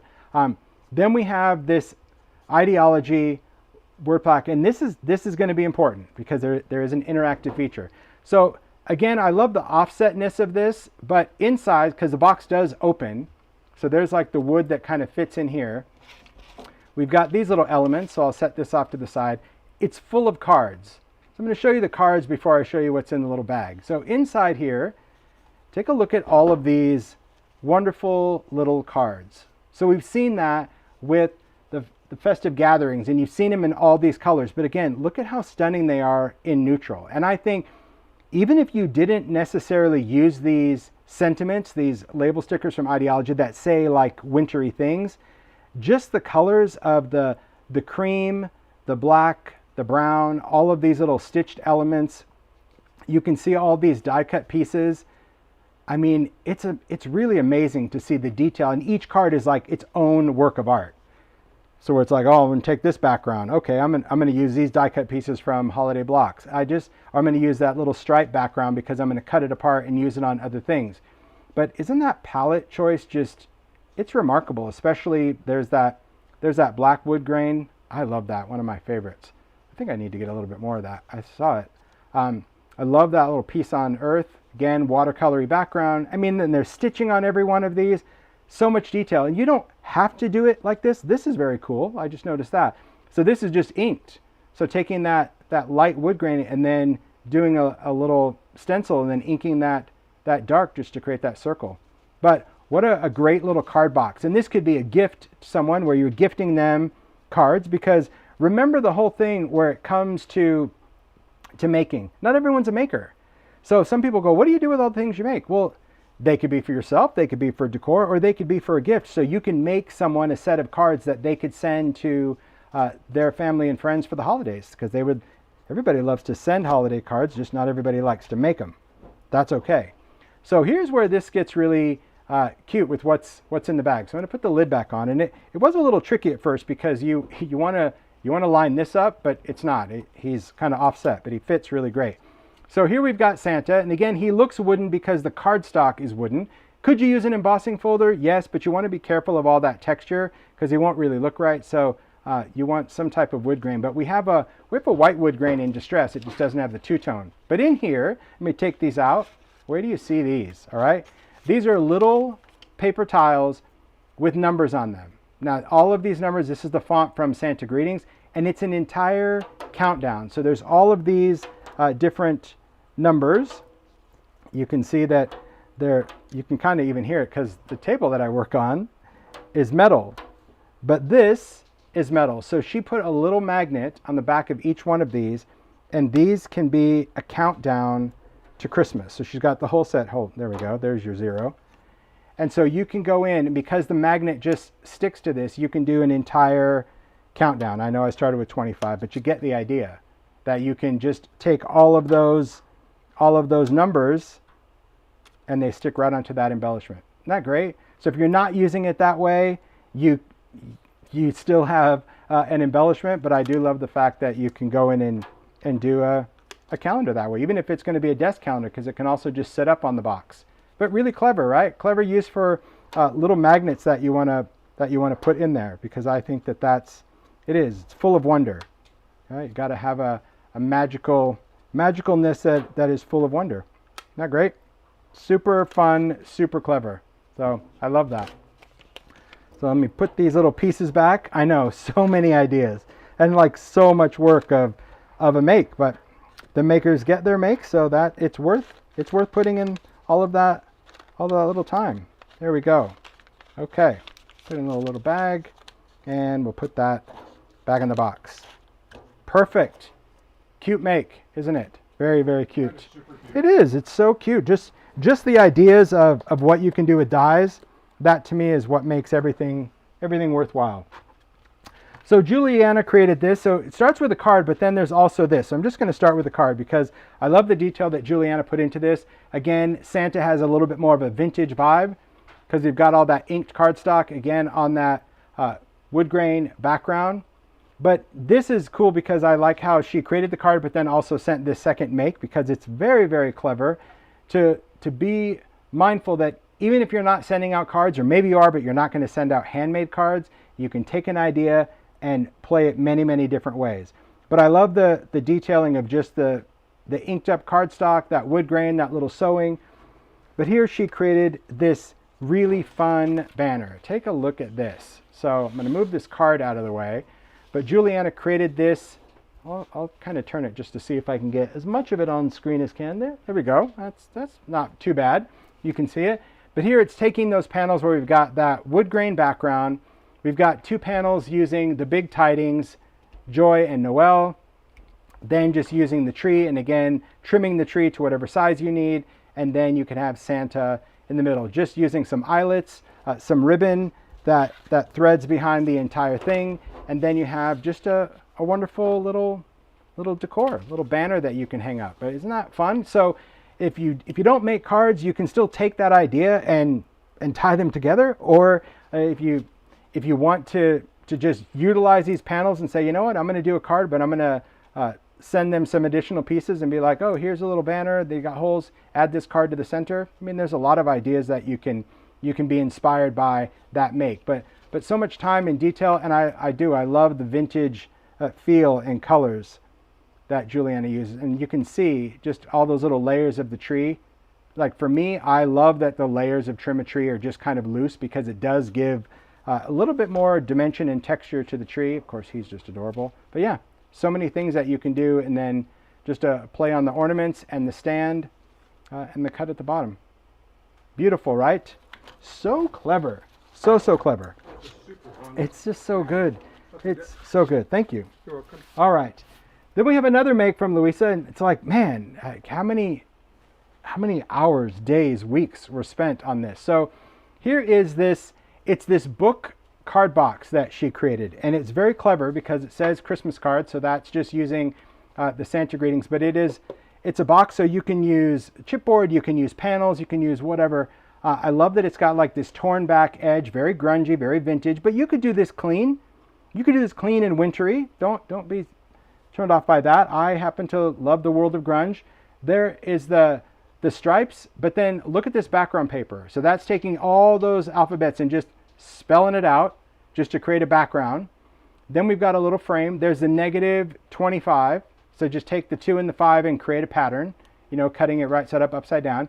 We've got a little woodland tree, little ideology woodland tree for a little dimensional sparkle, because this is designed to sit up, because inside are cards. Now this could be a card keeper where you can make this, and as you get Christmas cards, you can add your cards to it so you can go through it. Or if you're going to create a set of cards, this is a great way to gift it. But then she even made all of these cards. So I understood it was a card keeper, but I just assumed the cards would have been like, well, I guess I wouldn't assume that they would be store-bought cards, but I didn't envision this. Again, this was like, let's use every die on here. So if you take a look at this is the card, and I'm sure these probably became this or vice versa, but you can see that just that background of Merry Christmas and just doing that on repeat, cutting that out of white cardstock and then adding that over brown.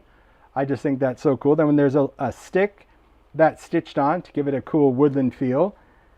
This card, just doing any type of print. It could be ephemera. I love the birds. I think that's very sweet. So it could be any type of pattern paper. Then we have that sled with that snowy texture. And I love how she added the greenery down here to complement that little text. So the greenery doesn't have to go to the top of the sled. It can go down here. I think that's just really, really charming. Then I love this card. Like, take a look at this. Look at that color. Look at that grunge. I was just going to say I love this card with the candle, but then I just noticed it's all grungy and like the torn pieces. Like, very cool to see Candleshop done in grungy tones. And then, of course, all the oxide background. And then these little white elements, these are from Holiday Blocks, and there's some greens. Then we've got trees. I love how the trees are cut out of some pattern paper. There's some plaids in there, some ornaments. There's the layered stripes. I mean, you see so much work in every card that goes into the thing that keeps them all, that has the work as well. But it just shows that you can use so many different components of dies for so many things. Oh, this is cool. This has it's a wax seal. We've got the greens, but all of these little pieces. So this is just done on a vintage envelope. I love that these pieces from Holiday Blocks. Let's see if there's something. Does this come out? Yeah. Oh, cool. See, look at that. With just taking those elements of the Holiday Blocks and using it on ephemera, and then adding all of those details. There's Santa Greetings. So even Santa Greetings goes with Holiday Blocks, which goes with ephemera, which goes with ideology. It's just, that's those shapes. They don't have to be blocks. They're just very useful shapes. I love the idea of just repurposing an old envelope as a card holder. That wax seal is really great. Then we have this one. Again, all of that paper. So maybe this was leftover scrap. Maybe it's just stuff you created. But I love the idea of sewing, using a stapler, using just any little bits of textury goodness, some ideology backdrops. And I think I love this. It's like a tea bag where it's sealed in between it. Isn't that great? So many different ideas. And then we've got, oh, look at the colors of this. Yeah, a little oxide inky goodness. Using that as a resist to do inky backgrounds. So laying this down as a mask, and then you get the best of both worlds. You get a background and you get some cool elements. But this, again, seeing some components from the vintage sled mixed with the Festive Gatherings. Wow. So cool. So yeah, all of these cards in this box. So yeah, I think this is also a great thing for a maker. If you're making your holiday cards, then you just start making cards, and then you have a place to keep them. And then when you need a card, you just take it out of the keeper. There you go. Beautiful job, Louisa. Like, amazing. And I saw a lot of people ask, like, is she going to do tutorials? I would say most likely yes. She pretty much does videos on everything she does, and that's so great how many makers share everything. Just wow. Amazing, right? All right. Then we get on to holiday blocks, and then we'll do a recap of everything. That's where it's all going to be. So let's start here. I'm going to start with the whole idea of holiday blocks. Now, the idea, like I mentioned behind it, this whole die set has so many different parts and pieces, and you're going to see from the makes that they all use different elements to get completely different results, and I love that. Barbara created this card, so again, she always has a bold color choice. It's so cool with the red, the white, the black, and then there's gold deco sheets, the sparkle. But I love how she just took those blocks and built a card panel. She used the December Joy 25 from Santa Greetings, but how each of these elements just a pattern build, really. It creates a very festive, very winter, very Nordic look, and I think that's very cool. But how these are pieced together, right? That angle piece and that angle piece creates a new corner. This adds to this, because all of these base pieces are all part of the die set. So you don't have to do all the figure outy. It's already done. That's the benefit of the die set, even if it's just for the shapes and not the detailed elements, because maybe you're going to use it for something else, right? So great card, Barbara. And the cards really that you see, they're just so different. They really are. Speaking of different, Vicky created this. So take a look. This was just like, I'm going to take those pieces and I'm really going to use all those geometric elements and do what I want to do. So this texture is the multi-level holiday knit. Then Vicky went in and cut out all these pieces. This is Ideology craft stock, so it's got that matte finish, but you can sand it to reveal the craft core, and that's what gives it that painted look. But look at that stitching. Holy moly. I mean, we're talking some serious angular work here. Going in, these little blocks. There's all those little cutout pieces from the die that I said just cut in that pattern. But I love how she just created a shape where that, I mean, you could do whatever you want for that card just using, so if you're not an inker, get yourself some Ideology craft stock, because it's already what looks inked, and then when you sand it, it's beautiful, and you can use the distress sanding disc on your blending tool and create a beautiful scuff look. I'm not sure if that's what she used, but that's what I would use. And I think it's very cool to take components and ideas and be like, wow, I love how that pairs with that. Just a great, because it's almost like she just created that repeat pattern, like inspired by that texture, mimic that with holiday blocks. Brilliant, right? So good. So good. All right. Then we've got this whole series of cards that Kathy created. Look at this. So if you think like patchworky, I don't know, homespun, holiday feel, Christmas, that's what these cards remind me of. I'm going to take each one because I want to look at the detail up close in the camera. But Kathy created this. So here it looks like she cut out some pieces. So those are all the panels from the holiday blocks, and then embossed them with holiday knit. Then we can see those large big tidings. See, love that with the texture going through. And then I also love how she just did the trees, made little houses out of that, those tiny, or no, they're little trees. There they are. I thought they were little houses. No, they're little trees, little jaggedy bit. Look like a house. Little trees just in pattern paper. I love the circles with that cutout layer. And each one is just so fun. That's what I'm saying. If you have these pieces, look at that inked one. This is where you can ink the top. This is just done with a little picket fence. So if you want the white over the top and the deboss color, that's another trick. I really love these inlays where she's got that tree. So this tree I think is from the big Tidings, and I love how she used that little tree inside. Great mix and match. But look at all the play on pattern. All of these little pieces just cut out. You kind of do your own thing. You don't have to match it up to be like a finished perfect block. So, oh, there you go. There's a little house. And again, just using the pieces out of pattern paper. But these are all built up. That's what I was saying. It doesn't have to be the perfect block. She just used those as a background, and then just cut out these pieces and just stacked them on top. But I really love how perfect that folder is for these big Tidings, because it really does give it some great, doesn't overwhelm it. I love that. And then here's another one with metallic. Ooh, look at how fancy this is. That's, again, a little angular play. This and this make that. Look at that. Do you see it? There's one, there's one, there's one, there's one, and it goes around that square. Very cool. And then we've got the trees, the little metallic baubles, and then that metallic Noel. And now she's got the pattern in the background.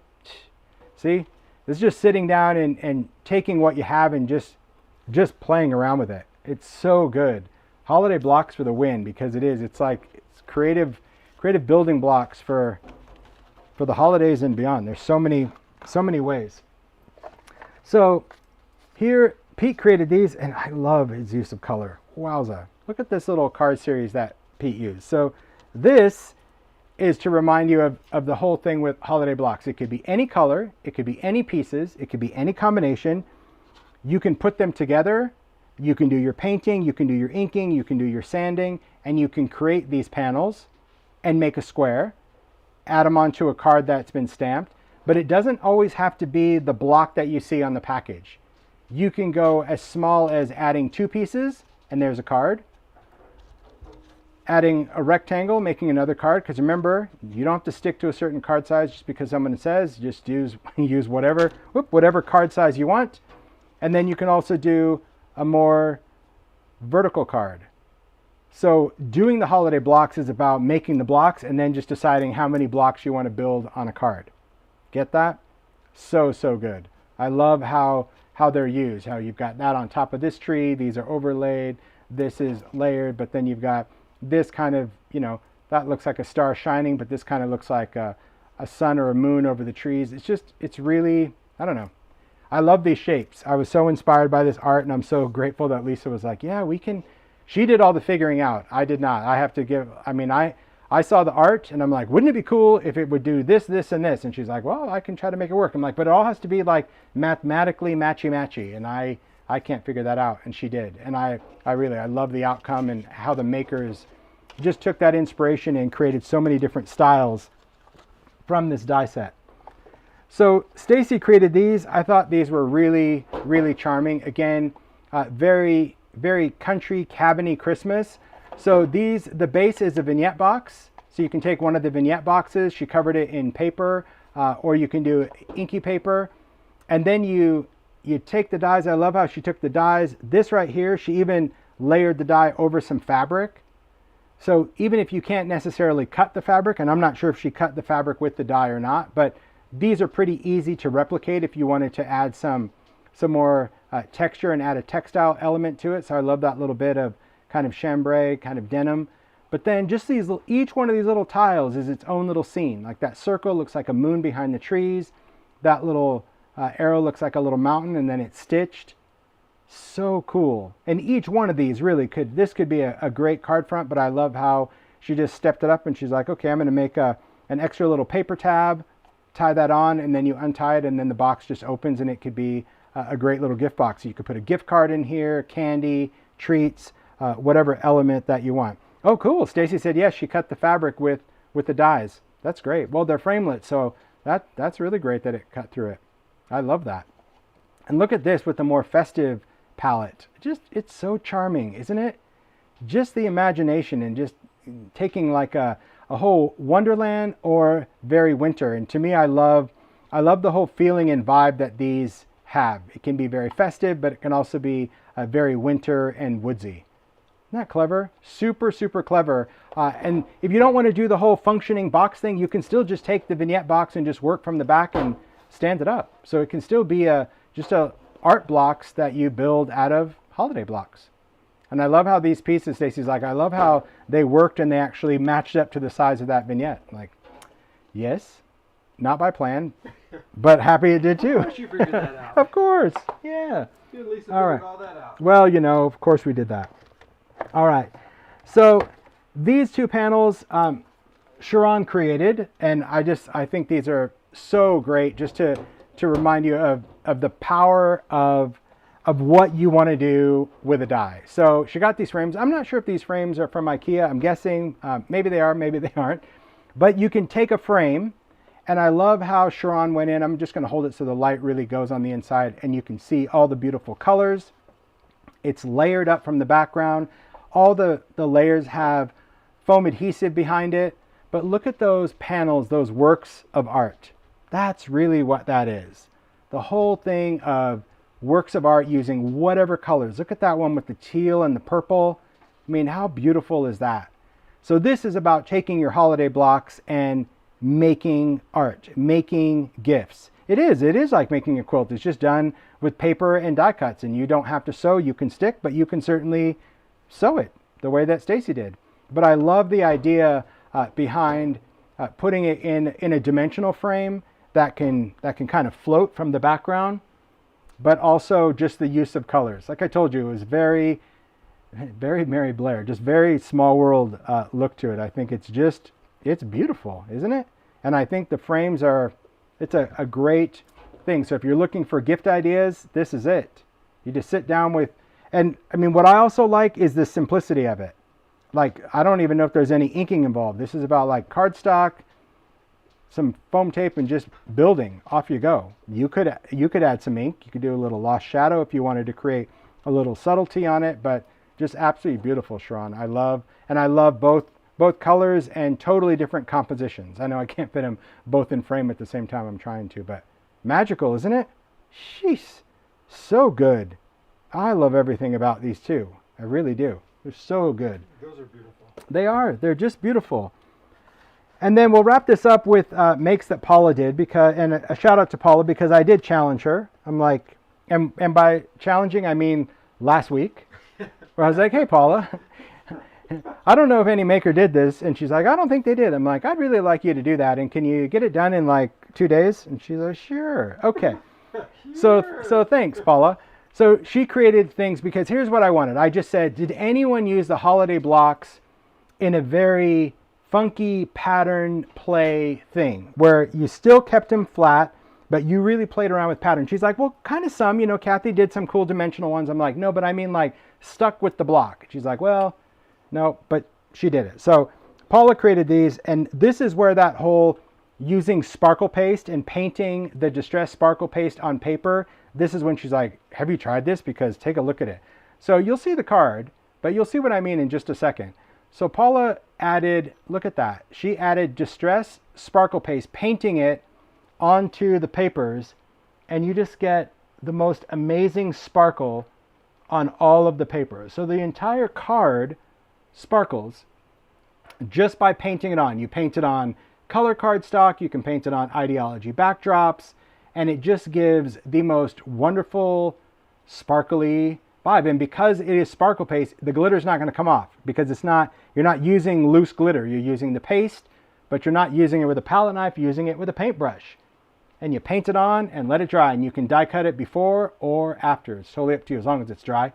But I love how Paula just pieced together so many different ideology backdrops, right? The polka dots, the candy stripes, the plaid, and then just used those pieces and built it on a card, especially with that background. And then you take a look at this one, ideology, that's in the sticker book, but look at just that sparkle throughout the whole thing. Aren't they just magical and fun? That just kind of reminds me of a party hat. Like, that'd make a great birthday card right there.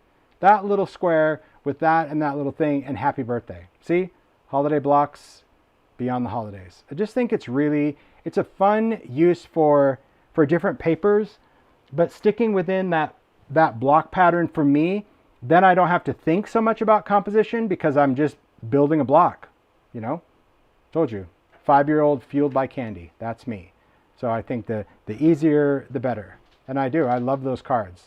But then even Paula continues to be inspired, because then she made 2 more makes, which was like, yeah, now we're talking, where it's like, okay, now she's like so inspired that she just built these. She's like, oh, I just love how these turned out. And see, that's what I love as well. Sometimes as a maker, it's the deadline. And when you're in it, you're just like, I want to get this done. But you can kind of create what other element. I just saw Paula said that she cut first and painted second, but really you can go either way. I think painting it second just allows you just to make sure that your sparkle is exactly where you want it and more concentrated versus cutting it off by chance. But take a look at these. These are vignettes. So these are the vignette squares, but instead of the inside, she used the outside, and she created these panels. So these can stand up. They can stack up. They can go side by side. But I love just the whole play. There again, there's your sparkly paper. Look at that. Look at that sparkle. And then you got metallic cardstock. But again, the play of pattern, shape, piecing, all of these pieces are all part of the die. So you don't have to figure out like, oh, I need to trim this so it fits the tree. It's already done. It already has that perfect angle. Oh, I need to match these up so they fit this. Already done. That was the whole Lisa magic, just figuring out that all these pieces could be interchangeable. The best scale, they can work together and create a beautiful mix and match. It's not just, that's amazing. So much fun. But I do love the pattern play, and I like seeing all of those things together. So there we have it. That's it. We're going to do the roundup now and just try to load up as much as we can of the same thing, because I always find that inspiring. Here we go. Okay, so I left them all in your groups. Okay, thank you. Perfect. They may be a little out of order though. Okay, that's going to be fine. We're just going to do, I'll talk about each one. We'll start with this because it's on the table. Now it's going to be like a rewind. Okay, so here you can see, I'll just start moving this. Holiday blocks and how fun and festive, just making sure I'm on the screen because once I create a framework, that's good. How fun and festive these can be. We're going to just, these are going to need to be overlapped for the case of this. Totally fine. But I love the ideas of what you can do with blocks. I think that to me is absolutely magical from see, then Sharon takes over. There we go. There we go. We got this. We got this. We have a couple of things. Stacey's like, wait, I got to make. Okay, yep, there's a make. Oh, see, this is going to be harder than I thought. You need that's all right.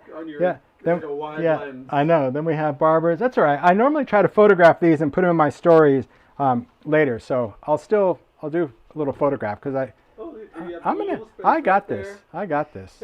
To the left of There we have like this. a tiny little space. There we go. There we go. A little shifteroo. How'd we do? Look at that. Not bad. Not bad. Again, just ideas and inspiration for the amazing magic of holiday blocks. All right. Cool. Let's keep going. We're gonna keep doing. Now I just pile it in for Mario, but I don't want to pile it too much because I'll need to photograph it. So I'll hand it over to you as soon as I pack it up. Treat the makes with care. Beautiful, beautiful. So much inspiration. So much inspiration. Thanks, Mario. All right. Then we'll go into this guy. So much fun with really what you can create with all of these dies. The Santa greetings. We have just so much inspiration. He's very cute. That love you so much. That's so cute. Such a great card. I'm gonna try to see. There we go. We got this. We got this. We do. I'm sure of it. But I'm turning around looking at the screen and seeing like, do you have it? Do you? Do you really? Yeah, we do. Look at that. Look at all those little cute Santas. He is cute. Yep. And we got this little box over here. Oh my gosh. Magic, merriment. Magic and merriment all around. Look at that. So there we have it. Beautiful. That's fun. That's fun, Santa greetings. He's good. So many different elements to choose from. And I think inspiration, you know, I like putting it all together because when you see it like that to me, and again, I'll set it up because I do like to shoot these for Instagram. It gives me a nice linear shot where I can put all the makes in. It's really good. Then we'll rewind back to the trees, the trim-a-tree. I mean, and what magic that is. Whew. So beautiful. So many amazing ideas with dies. That's what I always love about seeing inspiration. Seeing inspiration and how inspiration can be used. It can be used in a lot of different ways. All is calm, all is bright. Here, let's move this one over here. Okay, I got this. Gonna move this one over here. This one over here. Good thing you're good at puzzles. This here. Yeah, well, I like it. I do. It's a lot of fun because then I leave a little space here, and then we've got Anita's cards right here. Look at that. Woo!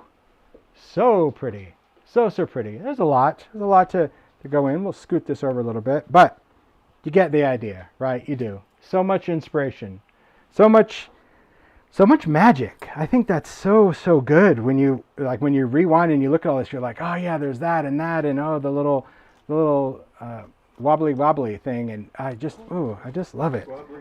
Well, so fun. I think I rhyme words because my brain can't pick one, so it's like we'll use both. There you go. It's like, okay. Thank you. Thanks, brain. Yeah. All right. Let's go into these beautiful. My gosh, so much with this one. This one really impressed me. How many makers just made series of things with these dies, because that definitely was the inspiration for this. I think it's super important about being inspired when we're creating with stuff. That's super important, but honestly, the inspiration behind it, like how much of it was utilized. Teacups. Come on, Debbie Adams. That was pretty funny. Seriously, that was like, yeah, because I just think like, of course, why would Debbie Adams use a bell for a bell when she's got a teacup? Because that's it better. It's a better aesthetic, a better vibe. But really, like, so cool. So many ideas to use with dies and shapes. These, and you've seen these in so many of the makes, but I do love that. Festive Gatherings. Okay. I know when you start looking at this, I see the chat where they're like, so many ideas, how do I choose? Well, the beauty of this is we're in September. Don't want to have this conversation in December, because then you get a little panicky, like I would. But nevertheless, it's still a beautiful thing. All right. This one, gosh, this is going to have to be a double shot on this one, just because there are so many ideas for Candleshop. I think it's pretty overwhelming. I don't think so. Well, let's see. No, I think I'll start here and we'll kind of, we'll push off a little bit. There we go. Yeah, we got Emma's in there. Yeah, we'll move a little spring over here. That's fine. Tammy's got it. There we are. We have this, and we have Pete's. That goes good. Oh, and what's interesting, I know you guys can't see, I'm building the puzzle in reverse, because I love this Kwanzaa. I just think that's so, it's magical. I love that. Oh, let's move this down. There we go. And we have Emma's right there, and we have Kath's up here. Look at that. Yep. Let's put that here. Woo, beautiful. And then we have, I'm building it backwards, like looking around at Mario. Look at that. Fabulous, isn't it? Look at that. Just, let's see. Oh, I got to slide this one up under here. There we go. So now the candles are in. There we go. Look at that. Fab. Good So fun. So fun. I know, but the inspiration is like, wow. I love that. Yeah. So amazing. Okay. Give these pieces. I know I would have never just imagined a candle being used like so many amazing ways. So the makers are just, they're incredible. They are. They're so incredible and so confident, and that to me that's even extra special is their confidence in creating and just doing what they want to do. So now we've got, super great makes using the reindeer sleigh, because I do love it. I love the whole idea of how, see, this was an easy one. Yeah, there we go. We've got Anita's up here, and Kath's right here, and this right here. Dash away, dash away, dash away. Oh, look at that. There we are. There's a little reindeer sleigh. So many great scenes. Yeah, but let's just do this because we can, shall we? There we are. Let's light this thing up. Let's light up the sky. Thanks, Kath. Wonderful. See, such a fun one. I think it just reminds me of just the child. It does. It just reminds me of being a kid. That wonder, that sense of wonder and magic and merriment. All right. Way fun. I mean, when we see all these together, they're just, they are just that. They're way fun. so good. Just to see how many, I think, fun ideas can be done with a giant greeting. That's the whole thing, right? Here, let's do this. Let's do joy, little Noel here, and then we have joy to the world here. Let's move that up. Look at all those cards for joy. Very cute. She's got her. So many cards. She's got her her own All personalized. personalized. We always say that to our friend Joy. We're like, look, you have so many custom things this time of year. Everything's personalized for you. Love it. Isn't that great? But even that, just when you think of like a word die, so many things of like, I can do mixed media, I can do stripes, I can do metallic, I can do inking, I can do layers of felt and colors. Just, wow, so fun. They really are. They're a lot of fun. And we had to stick with short words because they're big. They really are. All right, then we finish up with, this one. Yes, the vintage sled. Why not? Why not finish up with that one? All right, let's put that one over there. This has a lot of builds to this too. A lot of them. There's our homespun one. There we are. We'll do this one that goes here. Perfect. We've got those cards and we've got these little sleds here. Cute and charming. And then we have this one. Oh yeah, that fits in. Perfect. We've got some little tags. I can just kind of put these little tags along the bottom because they're cute. And then, well, Nina Marie, thank you. Oh, what fun indeed. This has been fun, hasn't it? Oh, what fun. It's been great fun. It's been amazing. And that particular sled just reminds me of being a kid in New York. Really? I had a lot of fun on that sled. It's just cool. A lot of fun. Magic and merriment all around.